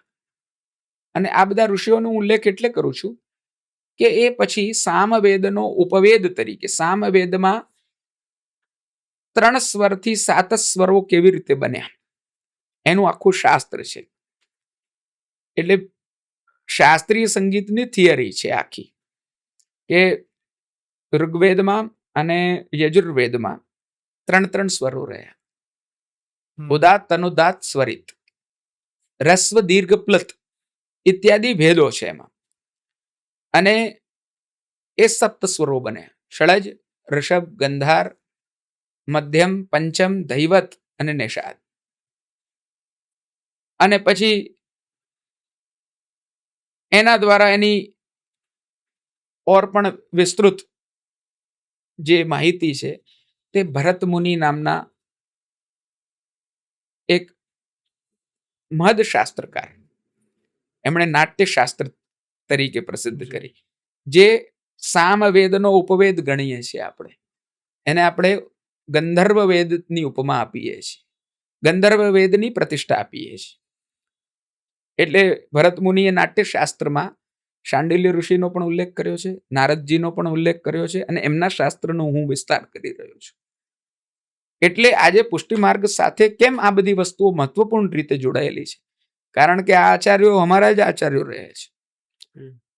એટલે માત્ર વલ્લભાચાર્યજીના કાલથી હવેલી સંગીત તરીકે આને જોવી કીર્તન પરંપરાને, એ ખૂબ નાની વાત થઈ જાય, સંક્ષિપ્ત વાત થઈ જાય. આ પરંપરા તો હજારો વર્ષ જૂની છે, પ્રાચીન છે. અને અમારી પરંપરા રહી છે. એટલે એમાં પછી મહાપ્રભુજીએ, વલ્લભાચાર્યજીએ, શ્રી ગુસાઈજીએ પ્રણાલિકા કરી, એમાં આ બધા તત્વોને લીધા. એમ જોઈએ તો સુબોધનીજીમાં ભાગવતજીની જે ટીકા કરી છે મહાપ્રભુજીએ, એમાં પણ નાટ્યશાસ્ત્રના ઘણા બધા ઉદ્ધરણો એમણે લીધા છે. એમ કરીને નાટ્યશાસ્ત્રને સંગીત શાસ્ત્રનો મુખ્ય પ્રમાણિત ગ્રંથ ગણવામાં આવ્યો છે. અને એ પછી બીજા બધા ઋષિ મુનિઓએ અને શાસ્ત્રકારોએ એને પણ વિસ્તૃત કર્યો છે. શ્રાંગદેવજીએ સંગીત રત્નાકર રચ્યું, ચતુર્દંડી પ્રકાશિકા પણ અત્યારની ટેક્સ્ટમાં, મોડર્ન ટેક્સ્ટમાં એમને મહત્વ આપવામાં આવે છે. એમાં પ્રબંધોના લક્ષણ શું છે, આના લક્ષણ શું છે, તેના લક્ષણ શું છે, આ બધું સંગીત શાસ્ત્ર વિસ્તૃત થયું. તો સાચું શાસ્ત્ર જેને કહીએ એ અહીંયા અમારી હવેલી સંગીતની પરંપરા જે કહેવાય છે, પુષ્ટિમાર્ગી કીર્તનની પરંપરા જે કહેવાય છે, એમાં જીવિત છે આજની તારીખમાં. આ લાઈવ હેરિટેજ છે, જીવતો વારસો છે. અન્ય આપણે ક્રિટિક્સ ન કરીએ, કિંતુ મર્યાદાનો વિચાર કરીએ, તો અન્યત્ર ઠેકાણે આ શાસ્ત્રનો જે છે તે શાસ્ત્રની મર્યાદાનો લોપ છે. માત્ર એને એક મનોરંજનનું સાધન કે જૂના જમાનામાં રાજા રજવાડાઓને અને આજે જનતાને પ્રસન્ન કરવા માટે કે મનોરંજન કરવા માટે એને માત્ર ગણવામાં આવે છે. કિંતુ અહીંયા તો ભગવદ રંજનનો વિષય છે. ભગવાનની પ્રસન્નતા એના માટેની આ સાધના, સંગીતને એનું માધ્યમ ગણ્યું. એટલો ઉચ્ચ વિચાર, ઉત્કૃષ્ટ વિચાર આ પુષ્ટિમાર્ગી કીર્તન પ્રણાલિકા એ આપે છે. એટલે હવેલી સંગીતનું પર્યાપ્ત મહત્વ છે. અને અત્યારે બહાર જે રજવાડાઓનું સંગીત રહ્યું અને પુષ્ટિમાર્ગનું મંદિરોનું સંગીત કે હવેલી સંગીત આપણે જેને કહીએ છીએ તે રહ્યું, એનું નામકરણ એવી રીતે થયું હવેલી સંગીત તરીકે કે 1960માં આઝાદી પછી જ્યારે આકાશવાણીની સ્થાપના થઈ ત્યારે આઈએનબી મિનિસ્ટર હતા કેસકર અને ઠાકુર જયદેવસિંહ હતા મ્યુઝિકોલોજિસ્ટ. એમણે અલગ અલગ પ્રાંતોમાં ભ્રમણ કર્યું અને એમણે અનુભવ કર્યો કે જે 12 ધ્રુપદની બાણીઓમાં ચતુર્બાણી છે, 4 બાણી છે એમાં, અને ખ્યાલના ઘરાનાઓમાં જે સંગીત ગવાય છે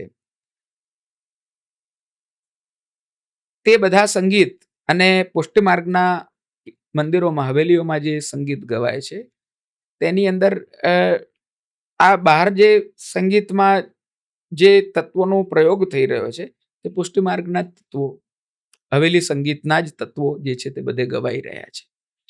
પણ પુષ્ટિમાર્ગની મંદિરોમાં તો આ પૂર્ણ અને શુદ્ધ અવસ્થામાં આજે પણ બિરાજમાન છે.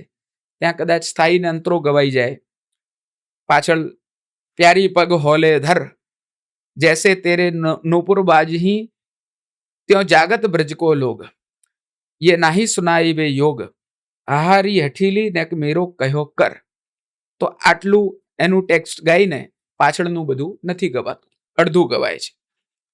તો આ અત્યારે બી બધા ઘરાનાઓમાં બિહાગડાના મુખ્ય ખ્યાલ તરીકે, ટ્રેડિશનલ ખ્યાલ તરીકે આ અમારી પુષ્ટિમાર્ગની રચના ગવાય છે. તો એવી ઘણી બધી રચનાઓ, બેની નિરખત ભુજંગ ધ્રુપદમાં આજે બી ગવાય છે, અડાનામાં. એવી રીતે અલગ અલગ રાગોમાં અમારા જ તત્વો બધે ગવાઈ રહ્યા છે. પરંતુ અહીંયા જે છે તે એ પૂર્ણ સ્વરૂપમાં અને શુદ્ધ સ્વરૂપમાં જોવા મળ્યા આ લોકોને, જે સમિતિ બની હતી. તો પછી એમણે અલગ સ્લોટ આપીને અને હવેલી સંગીત નામ આપ્યું. અને ત્યારથી અમારી પુષ્ટિમાર્ગી કીર્તન પ્રણાલિકા એ હવેલી સંગીત તરીકે પ્રચલિત થઈ. એવો આનો ઇતિહાસ છે. અચ્છા, પણ તમને લાગે છે કે આજના જે ઘોંઘાટ ભર્યા મ્યુઝિક આવી રહ્યા છે, અત્યારનું જે સંગીત છે એને, અને આજની જનરેશન જે આને સાંભળી રહી છે, તમને લાગે છે કે હવેલી સંગીત પ્રત્યે એમનું રુઝાન હવે વધશે કે દિવસે દિવસે ઘટી રહ્યું છે, કે એને વધારવા માટે કોઈ પ્રયત્ન થઈ શકે અલગથી?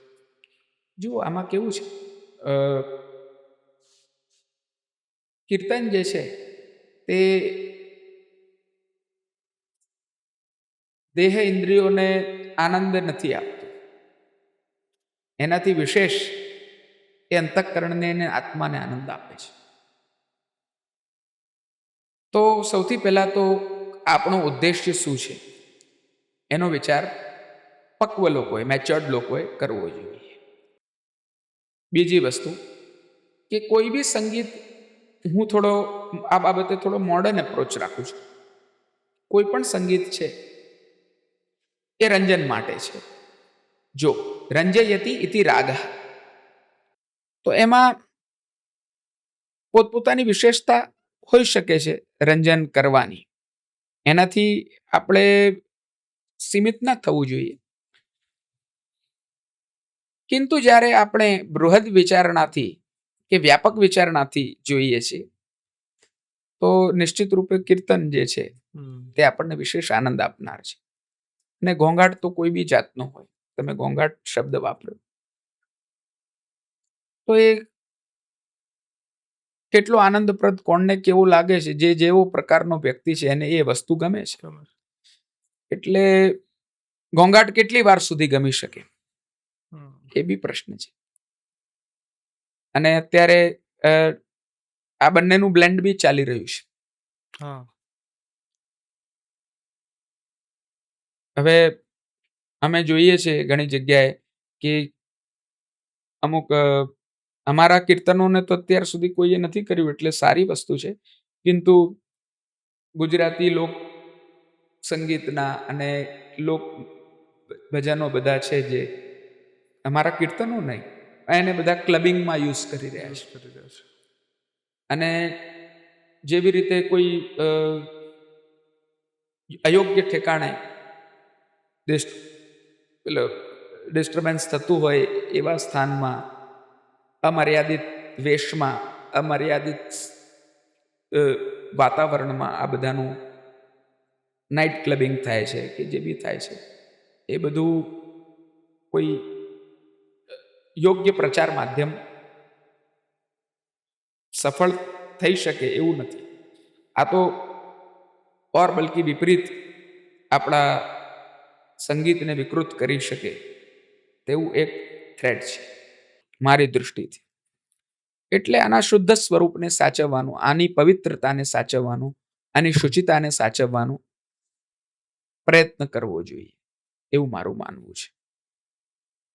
અને યંગ લોકોને ઘણું આપણા પ્રાચીન સંગીત પ્રતિ જે મેચ્યોર્ડ લોકો છે એમને ઘણું રિસર્ચ કરવાનું મન છે. અમારી પાસે સારા સારા લોકો યુનિવર્સિટીઝના રિસર્ચર્સ, સ્કોલર્સ લોકો, પ્રોફેસર લોકો આ વિષય પર ચર્ચા કરવા આવે છે, ચિંતન કરવા આવે છે. અમે પણ ઘણી બધી જગ્યાએ સેમિનાર્સ કરીએ છીએ, વેબિનાર્સ કરીએ છીએ, લેક્ચર ડેમોન્સ્ટ્રેશન્સ કરીએ છીએ, સિમ્પોઝિયમ ફોર્મમાં હવેલી સંગીતના વિષয়ে ચર્ચા કરીએ છીએ, કમ્પેરેટિવ એનાલિસિસ થાય છે. આપણા સંગીત શાસ્ત્રો ઉપર હવે લોકો જાગૃત થયા છે કે આપણા શાસ્ત્ર શું કહી રહ્યા છે. બાનીઓ અને ઘરાનાઓ સાથેના કમ્પેરેટિવ સ્ટડી થાય છે. એમાં કયા કયા તત્વો આજે જીવંત છે, કીર્તનોમાં આજે કયા કયા તત્વો જીવંત છે, કઈ વસ્તુ લાઈવ હેરિટેજ છે. આ બધી વસ્તુઓ ઉપર આજે આજનો સમાજ, આજનો યુથ જે છે તે ચર્ચા કરે છે. એક વર્ગ એવો હોઈ શકે છે કે જે ઘોંઘાટમાં પોતાનો રસ રાખતો હોય, કિંતુ એક જાગૃત વર્ગ બી છે કે જે ઠોસ લોજિકલ રિસર્ચ અને સાયન્ટિફિક અપ્રોચથી આ બધી વસ્તુઓને સમજી રહ્યા છે. અને આપણી બહુવ્યાપકતા ભારતીય સંસ્કૃતિની, ભારતીય સંગીત શાસ્ત્રની એ લોકો પ્રાપ્ત કરવા માટે ખૂબ ઉત્સાહી છે, જોશીલા છે.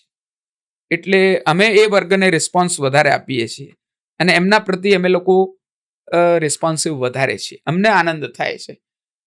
એટલે જ તો અમે આજે આ હવેલી સંગીતના કે પુષ્ટિમાર્ગીય કીર્તનના વિષયને લઈને આટલા વિસ્તારથી સર્વત્ર અલગ અલગ પ્રકારની પ્રવૃત્તિમાં લાગેલા છે. તો અમારું એવું માનવું છે કે યંગ જનરેશનને જો સાચું લોજિક હોય, સાચું રિસર્ચ કરવાની એમની બુદ્ધિમત્તા હોય તો એ લોકો આ પ્રાચીન પ્રણાલીને જે છે તે સમજવાનું, અનુસંધાન કરવાનું એમને ઉત્સાહ પ્રકટ થશે. પણ આપને લાગે છે કે સમયના કારણોસર ઘણી બધી વસ્તુઓ એ થોડી ઘણી લુપ્ત થઈ ગઈ હશે, કે આટલી હતી ને હજી સુધી પૂર્ણ સચવાયેલી છે? જુઓ, સમય પ્રમાણે દરેક વસ્તુનો જે છે તે બહુધા પ્રકારથી રાસ થતો હોય છે. પરંતુ જ્યારે પ્રણાલિકાબદ્ધ રીતે કોઈ વસ્તુ ચાલતી હોય તો એ સંરક્ષિત રહે છે. જેવી રીતે સેવા પરંપરા સમજી લો, જેવી રીતે આજે વેદ કેવી રીતે સુરક્ષિત રહે. શ્રૌત પરંપરાથી જે સાંભળ્યું ગુરુના મુખથી તે શિષ્યએ ઉચ્ચારણ કર્યું, આ શ્રૌત પરંપરા છે. પણ આમાં એક અભ્રંશ થવાનો ભય રહે ખરો? અપભ્રંશ થવાનો ભય ત્યારે કે જ્યાં પ્રણાલિકા યોગ્ય રીતે ન સચવાઈ, જ્યાં દૃઢતાથી એ પ્રણાલિકા આગળની પેઢીને આપવાની આવતી હોય ત્યાં અપભ્રંશનો ઓછો ચાન્સ રહે છે, ઓછો એવો અવસર પડતો હોય છે. અને ઘણી પ્રણાલિકાઓમાં એવું થતું પણ હોય છે અને પરિવર્તન પણ થતો હોય છે, પણ પૂર્ણ બદલાવ નથી થતો એનો. જેવી રીતે કીર્તન, ખાસ કરીને સંગીત, જે મૌખિક પરંપરા દ્વારા આગળ વધે છે, એમાં એ ખાસિયત છે કે ગુરુ દ્વારા જે વિદ્યા મળી છે કોઈને પણ, એ વ્યક્તિ એને સાચવે છે, কিন্তু એની અંદર પોતાનું પર્સનલ રિસર્ચ અને પર્સનલ ફેક્ટર, હું મારા ગુરુની નકલ કરું એ વસ્તુ નહીં, એમના સિદ્ધાંતોનું અનુસરણ કરવું. અનુકરણ અને અનુસરણનો ભેદ છે. અનુકરણ કરવું એ ઉચિત ન બને. અનુસરણ કરીને એ સિદ્ધાંતોને રાખીને એને અનુરૂપ નવસર્જન કરવું, એની પ્રેરણા પણ આપણા શાસ્ત્રો જ આપે છે. એટલે પરંપરાની જાળવણી અલગ વસ્તુ થઈ ગઈ, અને પરંપરાને જાળવતા જાળવતા એની અંદર નવું યોગદાન કરવું, એને વધુ સમૃદ્ધ બનાવી, એ અલગ વસ્તુ થઈ ગઈ. એટલે આ બે વિષયને સમજવા જોઈએ. એ અપભ્રંશ નથી કાયદેસર રીતે, એ વિશેષ યોગદાન છે. એ પરંપરા શીખવી એ દૃઢતાથી શીખવી જોઈએ, અને એની અંદર પાછું નવું યોગદાન કરવું એ પર્સનલ ફેક્ટર હોવું જોઈએ. શું હોવું જોઈએ એ હું અહીંયા કહી રહ્યો છું. જી જી જી બિલકુલ. એટલે એડિશનલ વેલ્યુ એની વધવી જોઈએ. કોઈ એક રચના ગાય છે વ્યક્તિ, તો એ રચનાને યોગ્ય પ્રકારથી શીખીને ગાવવી, એક પરંપરાનું સંરક્ષણ થઈ ગયું. અને તદ અનુરૂપ નવી રચના, નવા પ્રકારની રચના, નવી એક નવા કેનવાસ પર, નવા બંધારણમાં નવું કંઈક અર્પણ કરવું પોતાની પરંપરાને, એ કન્ટ્રીબ્યુશન કહેવાય. અચ્છા, એક ઠાકોરજીને શયનથી લઈ અને જગાડવા સુધીના અલગ અલગ રાગો ગવાતા હોય છે, મંગલાથી શયન સુધીના. તો એની પાછળના એ રાગો પાછળના ભાવ શું છે? કદાચ બે ચાર એમાંથી વર્ણવી શકો, કારણ કે એ સાંભળીએ તો બહુ આનંદ થાય, પરંતુ સમજાય નહીં. હવે આમાં કેવું છે, ભારતીય શાસ્ત્રીય સંગીતમાં સવારથી લઈને રાત સુધીના અલગ અલગ 8 પ્રહર માનીએ છીએ આપણે, કાલક્રમ પ્રમાણે. એને કહેવાય છે સમય ચક્ર. એટલે દૈનિક ચર્યા પૂરી જે છે ઠાકોરજીની સેવાની, અષ્ટયામ, 8 યામ છે. એમાં 8 ઝાંકીઓ ઠાકોરજીની, મંગલા, શૃંગાર, ગ્વાલ, રાજભોગ સવારની, અને સાંજના પ્રહરોમાં ઉત્થાપન, ભોગ, સંધ્યા અને શયન. આ પ્રકારે થાય છે. અને સવારે સવારના રાગો જે શાસ્ત્રીય સંગીતમાં આપણે ત્યાં ગણેલા છે, એ સવારના રાગો ગવાય. સાંજના સમયે સાંજના રાગો ગવાય. બપોરના સમયે જે પ્રકારે પ્રણાલિકા આપણી છે એ પ્રમાણે થાય. જેવી રીતે સવારે ભૈરવ થઈ ગયો, રામકલી થઈ ગઈ, બિભાસ થઈ ગયો, દેશકાર થઈ ગયો, તે પછી બિલાવલ આવે, આશાવરી આવે, ધન્યાશ્રી આવે. પછી બપોરનો રાજભોગનો સમય આવે એટલે સારંગના પ્રકારો થઈ જાય. ઉત્થાપન આવે, પૂર્વી થઈ ગયો, નટ થઈ ગયો, ગૌરી થઈ ગયો, મારું થઈ ગયો, વિવિધ પ્રકારના પછી હમીરાદી પ્રકારો આવે છે. પછી સંધ્યા આરતીમાં આ બધા પ્રકારો આવે છે. કલ્યાણના પ્રકારો આવી ગયા, બિહાગ આવી ગયો, કેદાર આવી ગયા, આ કાન્હરાના પ્રકારો આવ્યા, અડાના આવ્યા, નાયકી, આ બધા શયન સુધી ચાલે છે. આ રીતેનું આખું સિક્વન્સ હોય છે. અને એ પ્રમાણે પછી એને અનુરૂપ રસ હોય છે કે સવારના સમયે શાંત રસ જોઈએ, તો ભૈરવાદી રાગો તમે ગાઓ તો એમાં પૂર્ણ શાંત રસ છે. ઉત્સવ વાસર હોય તો એમાં જે પ્રકારના તાલ, જે પ્રકારના છંદ ગવાતા હોય, જે પ્રકારના પ્રબંધ ગવાતા હોય, જે પ્રકારની રચનાઓની પ્રયુક્તિ હોય, જે પ્રકારના વાદ્ય પ્રયોગ થતા હોય, તો એ તદનુસાર હોય છે. એટલે રસનું પણ વિશેષ મહાત્મ્ય રહેલું છે. અને આ બધું પાછું હજારોની સંખ્યામાં રચનાઓ આજે પણ વિદ્યમાન છે. આપણે વાદ્યની વાત કરી હમણાં. એક પૂર્વમાં આપણી એક ચર્ચા થઈ હતી ત્યારે એક વાદ્યની આપણે વાત કરી હતી કે એ વાદ્ય હવે બહુ લુપ્ત થઈ રહ્યું છે, અને એની જાળવણી આપ બહુ સરસ રીતે કરી રહ્યા છો, અને અત્યારના યુથને શીખવાડી પણ રહ્યા છો. એના વિશે થોડી વાત કરીશું.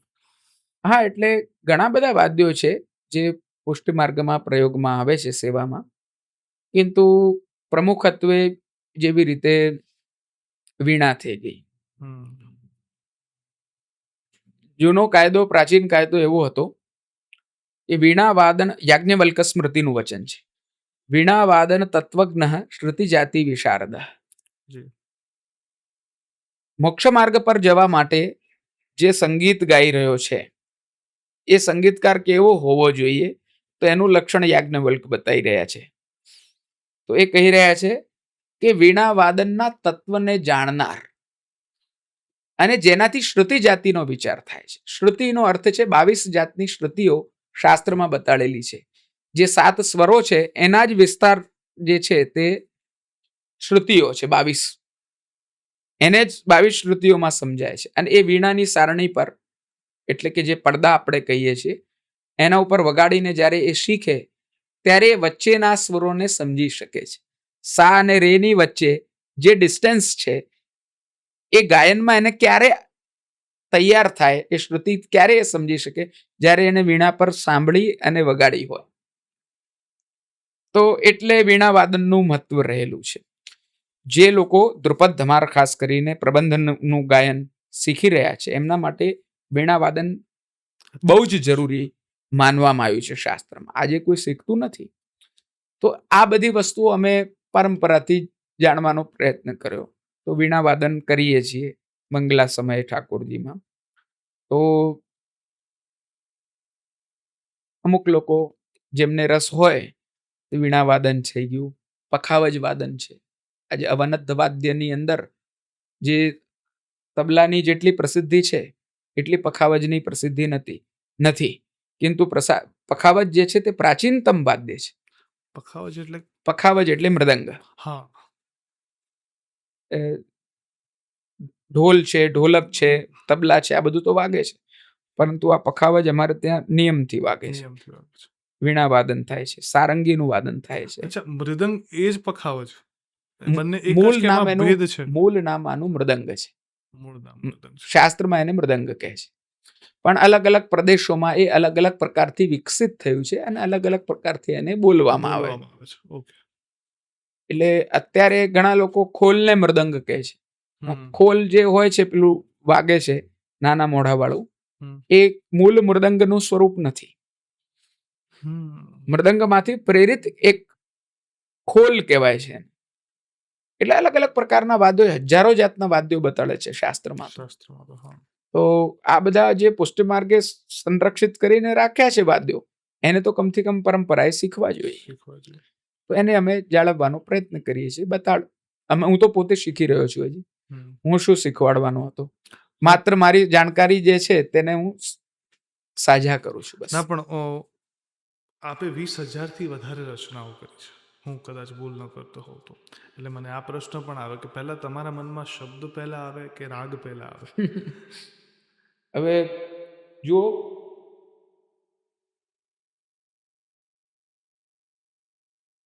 વાણી જે હોય છે શાસ્ત્રમાં 3 પ્રકારની બતાડેલી છે.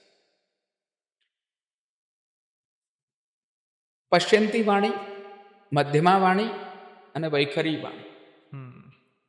વૈખરીનો અર્થ છે કે જે સાંભળ્યું, કોઈએ કીધું અથવા વાંચન કર્યું, અનુસંધાન કર્યું અને કંઈક ખબર પડી, જેવી રીતે મેં મહાભારત વાંચ્યું અને અભિમન્યુનો વધ કેવી રીતે થયો એનું કાવ્ય બનાવી દીધું, એને વૈખરી વાણી કહેવાય. કિંતુ અમારે ત્યાં પુષ્ટિ માર્ગમાં પશ્યંતી વાણી હોય છે. એટલે જે અનુભવ કરીએ, સ્વાત્મ અનુભવ હોય, જે જોયું તે કહ્યું સુરદાસજીએ, અને મધ્યમાં હોય તે બંનેનું કમ્બાઈન ફોર્મ હોય છે. તો અલગ અલગ સ્તર પર અલગ અલગ પ્રકારની રચનાઓ થતી હોય છે. એટલે સ્વાભાવિક રીતે કોઈ પણ વાગ્ગેયકાર, રચનાકાર કે જે પોતે શબ્દ અને સંગીત બંનેનું સર્જન કરે છે એને વાગ્ગેયકાર કહેવાય છે. વાક એટલે શબ્દ, ગેય એટલે કે જે ગાઈ શકાય તે, બંનેનું જે સર્જન કરે એને વાગ્ગેયકાર કહેવાય. એટલે અમે વાગ્ગેયકાર તરીકે 22,000 રચનાઓ અત્યાર સુધી ભગવત કૃપાથી, પૂર્વજોના આશીર્વાદથી કરવાનો અત્યાર સુધી થઈ ગઈ છે. હવે કેવી રીતે થઈ છે એની પ્રક્રિયા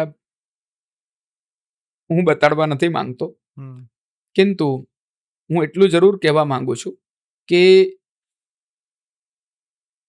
શાસ્ત્રનું સંધાન જ્યારે આપણે કરીએ છીએ અને ભગવાનની કૃપાનો વિચાર કરીએ છીએ ત્યારે આ બધું આપોઆપ સ્ફૂર્ત થાય છે.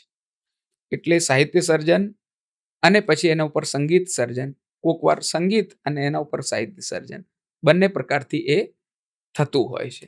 આમાં ભાવ પણ કોઈક વાર હોય. ભાવ જ મુખ્ય છે, ભાવ વગર તો કંઈ જ નથી આમ. એટલે મેં કદાચ સવાલ એવો પૂછ્યો કે શબ્દ પહેલા આવે કે રાગ પહેલા આવે, આમાં ત્રીજું એડ કરું કે રાગ પહેલા, ભાવ પહેલા આવે એમ. સૌથી પહેલા ભાવ આવે, હમ પહેલા અનુભૂતિ આવે, એ પછી ભાવ આવે, અથવા ભાવ આવે એના ઉપર અનુભૂતિ આવે. બે વસ્તુ પણ પાછી પરસ્પર એકબીજા સાથે અન્યોન્ય વ્યવહાર રાખે છે. એટલે આની પ્રક્રિયા ક્યાં ચાલુ થાય છે હમ એ એક બહુ મોટો વિષય છે. કિંતુ અમે એટલું સમજીએ છીએ કે ભગવાન પ્રતિ સેવા ભાવના રાખવી અને ભગવાનની કૃપા પ્રાપ્ત કરવી, આ બંને દ્વારા સાહિત્ય સર્જન થાય છે. પણ આ સર્જન પાછળ શિસ્તનું વધારે મહત્વ છે કે તમને લાગે છે કે પ્રેરણા વધારે મહત્વદાયી છે? આની અંદર કૃપા મહત્વની છે, ભગવાનની. પછી શાસ્ત્રનું અધ્યયન, અનુસંધાન અને એની અંદર કંઈક કરવા માટે વૃત્તિ, હમ મારે કંઈક કરવું જોઈએ, કર્તવ્ય ભાવના, યોગદાન કરવાની, અને આ બધું ભેગું થઈને કંઈક સર્જન થતું હોય છે. કોઈ વખત એવું બન્યું કોઈ રચનામાં આપની વ્યક્તિગત પીડા, સંગીત અને આ બધું જ મિશ્ર થઈને કોઈ રચના બહાર આવી હોય? હવે પીડા છે, આનંદ છે, હર્ષ છે, કોક વસ્તુનું હાસ્ય છે, અદ્ભુતપણું છે, વિસ્મય છે, આ બધા જ ભાવો જે છે તેની અંદર અભિવ્યક્ત થતા જ હોય છે. પણ એને આપણે લોક દૃષ્ટિથી અમે લોકો નથી એને જોતા, એને ભગવાન સાથે જ જોડીને કોઈ બી ઘટનાને જોતા હોઈએ છીએ. એટલે અમારા સર્જન બધા એ રીતના જ છે કે જે ભગવદ પરક હોય છે. જેવી રીતે કોઈ એક પ્રિયતમા પોતાના પતિ વગર ઘરમાં પરદેશ ગયેલા પતિ વગર બેસી હોય તો એ દરેક તત્વ સાથે પ્રિયતમનો જ વિચાર કરે છે. પિય બિન લાગત બૂંદ કટારી, પ્રિયતમ નથી તો આ વરસાદની બૂંદ છે મને કટારી જેવી લાગે છે, જાણે કે કોઈ મારી રહ્યું છે કટારી, એટલું દુઃખ થઈ રહ્યું છે. અને જ્યારે પ્રિયતમ સામે છે તો કે રસિક પ્રીતમ પિય બરસ રહે, તો એ જ બૂંદ જે છે તેનો સુખનું કારણ થઈ જાય. તો સુખ છે, દુઃખ છે, હર્ષ છે, શોક છે, ભય છે, બધી સ્થિતિમાં જે આપણી સાથે તત્વ રહેલો છે એ તત્વ ભગવાન શ્રી કૃષ્ણ એમને જ સમર્પિત અમારા દરેક કાર્યો કરવા જોઈએ એવું અમે પુષ્ટિમાર્ગમાં રહીને અમે એને અનુભવ કર્યો છે. તો એ જ રચનાઓની અંદર પ્રકટ થઈ જાય છે સહજ રીતે. એને અનાયાસ એ પ્રકટ થાય છે, એને પૂર્વ વિચારનાથી એ પ્રકટ નથી થતા. બહુ સરસ. અને બીજી વસ્તુ શું, સેવામાં વિનિયોગ છે. જેવી રીતે આપણે કોઈ સામગ્રી સિદ્ધ કરીએ, આજે ભોગમાં એક્સ વસ્તુ આવશે તો એને આપણે સિદ્ધ કરીએ છીએ, એવી રીતે કીર્તન પણ સિદ્ધ થાય છે ઠાકોરજીની સેવામાં. કે આજે ઠાકોરજીને આ પ્રકારના વસ્ત્ર ધર્યા છે તો આ વસ્ત્રમાં આ મુકુટ ધારણ કરેલું છે, કાશની ધારણ કરેલી છે, તો આવા ઠાકોરજી કેવા લાગે, એમાં મુકુટનું પદ સિદ્ધ થઈ જાય, સ્ફૂર્ત થાય. તો આની આખી પ્રણાલિકા જે છે તે પૂર્વાચાર્યોના જમાનાથી જે છે તે ચાલતી આવી છે.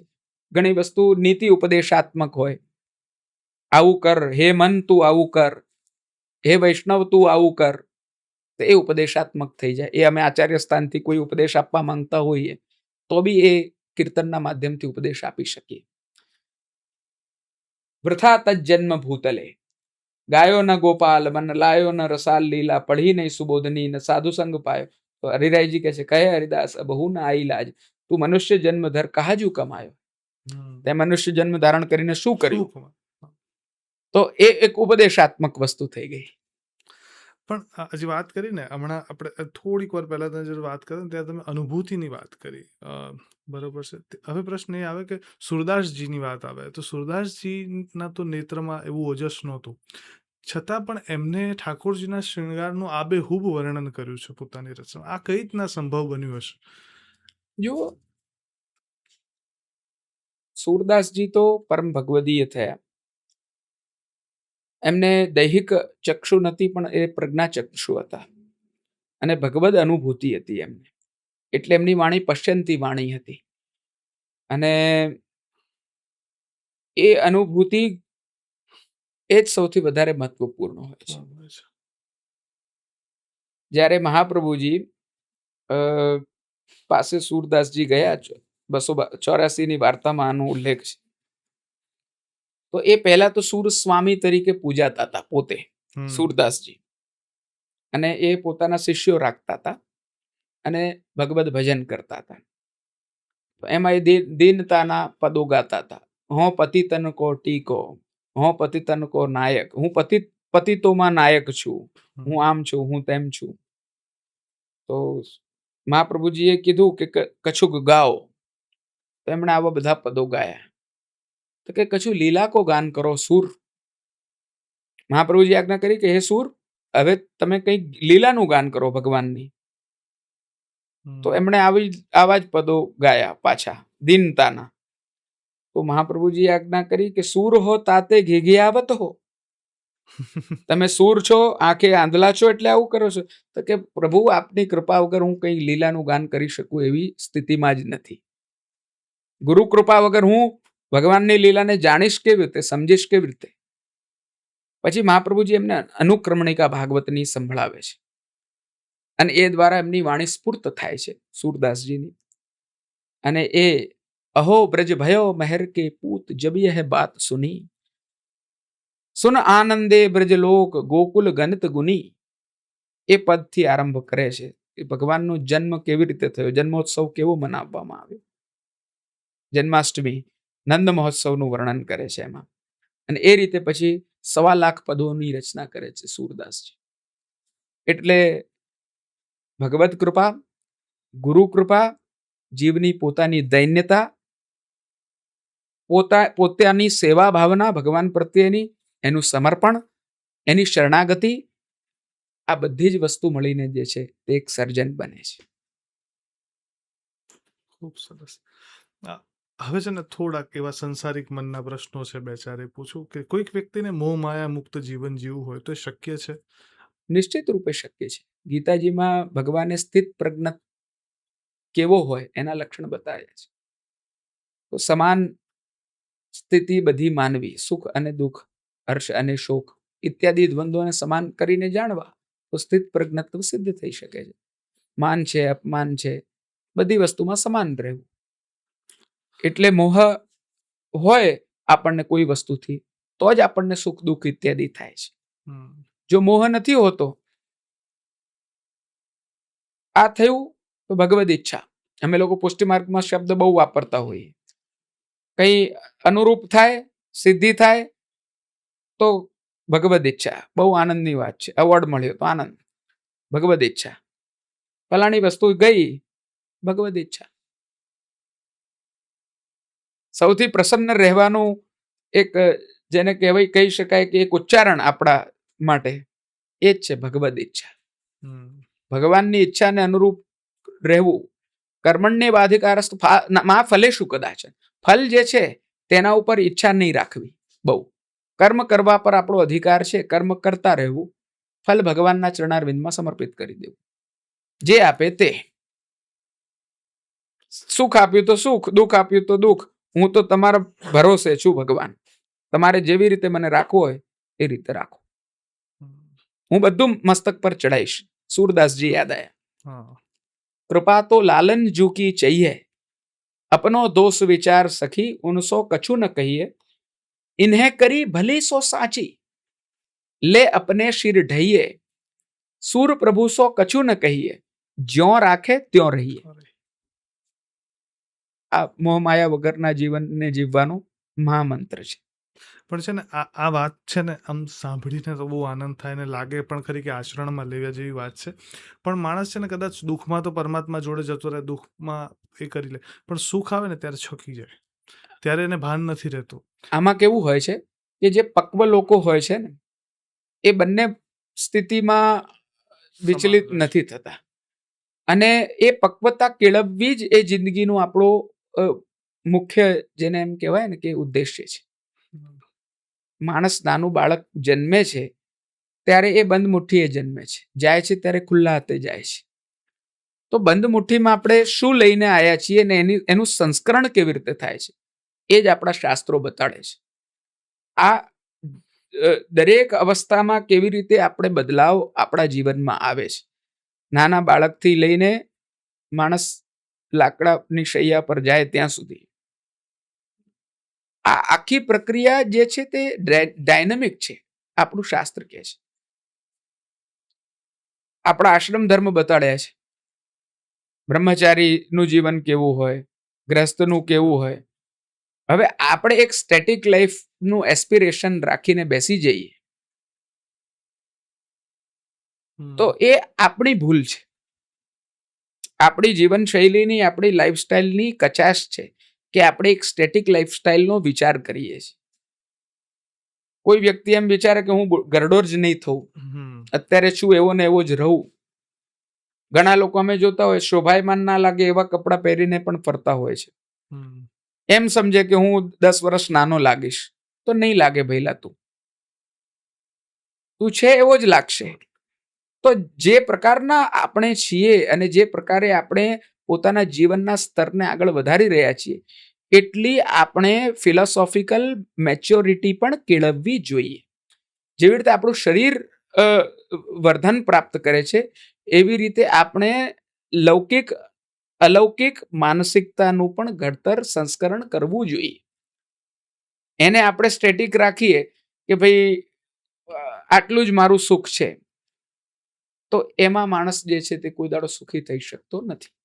કેમ કે આપણો વિચારેલ આપણે જે કંઈ કરવા માંગતા હોઈએ તો આપણું ઈચ્છેલું થતું નથી. બહુ સાચી વાત છે.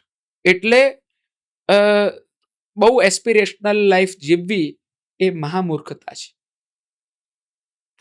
અચ્છા, તમને એવું લાગે છે કે સમયાંતરે કે અત્યારનો જે મોડર્ન યુગ છે એમાં ધર્મનો ક્યાંક નાશ થઈ રહ્યો હોય એવું લાગે છે, કે એવું લાગે છે કે ફરી રિફોર્મેશન આવી રહ્યું છે? જો ધર્મ જે છે ને તે સનાતન છે. સનાતનનો અર્થ પૂર્વથી હતું અને સદા રહેવાનું છે. અને જે ગતિવિધિ પૂર્વથી છે, હંમેશા રહેવાની છે, એનો નાશ નથી થતો. એનો અમુક વાર આવિર્ભાવ થાય છે, અમુક વાર તિરોભાવ થાય છે. તો ધર્મ ગ્લાની જ્યારે જ્યારે થાય છે ત્યારે ત્યારે ભગવાન સ્વયં પોતાનું સ્વરૂપ પ્રકટ કરે છે. એટલે ધર્મ સંસ્થાપન ભગવાનના હાથમાં છે અને અધર્મનો નાશ પણ ભગવાનના હાથમાં છે. અધર્મ વ્યાપ્ત જ્યારે વધારે બને છે ત્યારે ધર્મની ગ્લાની દેખાતી હોય છે, কিন্তু એ સ્થાપિત પાછી થાય છે. અત્યારની સ્થિતિ એવી નથી. અત્યારે લોકો ઘણા બધા જાગૃત છે પોતાના ધર્મ પ્રતિ. હું એને ઘણી પોઝિટિવ વેમાં લઉં છું. અને જે લોકો નથી એ લોકો પૂર્વમાં નહોતા, એવો વર્ગ પહેલા બી રહ્યો છે. એવું નથી કે પહેલા બી બધા સારા જ સારા હતા લોકો. એટલે આ તો એક કન્ટિન્યુઅસ પ્રોસેસ છે, એક ટગ છે, ટગ ઓફ વોર છે. કોક વાર આ બાજુ ખેંચાય વધારે, કોક વાર આ બાજુ ખેંચાય વધારે. એટલે અત્યારની પ્રજા ધાર્મિક છે, ધર્મની શોધખોળ કરે છે, વિચારણા કરે છે, જિજ્ઞાસુ છે, અથવા તો બ્રહ્મ જિજ્ઞાસા અથવા તો ધર્મ જિજ્ઞાસા, આ બધા ઉપર ચિંતન કરવા વાળી પ્રજા છે. પણ એને યોગ્ય માર્ગનું ચયન કરવું જોઈએ, યોગ્ય પદ્ધતિનું ચયન કરવું જોઈએ, યોગ્ય ગુરુનું ચયન કરવું જોઈએ અને યોગ્ય જીવનચર્યાનું ચયન કરવું જોઈએ. આપે કીધું યોગ્ય ગુરુનું ચયન કરવું જોઈએ. આની શોધ કઈ રીતના જાણી કઈ રીતના શકે કે આ જ ગુરુ યોગ્ય છે? હવે આ વિષય તો થોડો પર્સનલાઇઝ્ડ વિષય છે, હમ કિંતુ સામાન્યત્વે જ્યાં તમારી શ્રદ્ધા અડગ રહે, તમે જેમનું અનુપાલન કરો, જે પારંપરિક સમ્યક પ્રકારથી ચાલતી આવી પરંપરા હોય, જેના મૂળ આચાર્યો ની વિચારધારા, એમનું દર્શન શાસ્ત્ર તમને અનુરૂપ લાગતું હોય, એ પરંપરાનું ચયન તમારે મૂળ ગુરુ તરીકે એમને કરવું જોઈએ. અને મૂળ ગુરુને તમે જો યોગ્ય પ્રકારથી ચયન કરી લો છો, તો પારંપરિક પ્રકારથી જે આ પ્રદત્ત ગુરુ પરંપરા છે આપણી, એ ફલીભૂત થાય છે. એટલે ગુરુનું ચયનથી વધારે મહત્વપૂર્ણ ધાર્મિક અનુસંધાનમાં સંપ્રદાયનું ચયન છે. તો તમારી નૈયા જ આગળ વધી શકે છે. ખૂબ સરસ. બહુ જ આનંદ થયો આપની સાથે વાત કરીને, અને ઘણા બધા મનના પ્રશ્નો હતા જેના ઉત્તર મળ્યા. ખાસ કરીને એ સમજવા મળ્યું કે આપણે એવું માનતા હોઈએ છીએ કે આ સાચો ધર્મ છે, અને રૂઢિવાદી પરંપરાઓની પાછળ પણ એક બહુ જ આધ્યાત્મિક અને વૈજ્ઞાનિક ગૂઢતમ રહસ્ય રહ્યા છે. એ વિશે પણ આપણે ખૂબ સરસ સમજૂતી આપી, અને દર્શકોને પણ બહુ જ આનંદ થયો હશે. અને સાથે સાથે એ કહીશ કે આપની વાતોમાં માત્ર ખાલી પુષ્ટિ માર્ગ કે વૈષ્ણવ સંપ્રદાય વિશેની વાતો નહીં, પરંતુ સાચું, સારું અને જીવનમાં ઉતારવા લાયક શું છે દરેક સનાતનીઓ માટેની, એની આપે ખૂબ સરસ માર્ગદર્શન પૂરવાડ્યું. આપનો ખૂબ ખૂબ આભાર. ધન્યવાદ. આપના આ પ્લેટફોર્મ પર આવીને મને બહુ આનંદ થયો, અને આપ જે પ્રકારને આ બેઠક પોડકાસ્ટના માધ્યમથી કાર્યો કરી રહ્યા છો, ખૂબ સરાહનીય છે, અને આપ ખૂબ પ્રગતિ કરો એવી હું ભગવાનના ચરણારવિંદમાં વિનંતી કરું છું. પ્રણામ.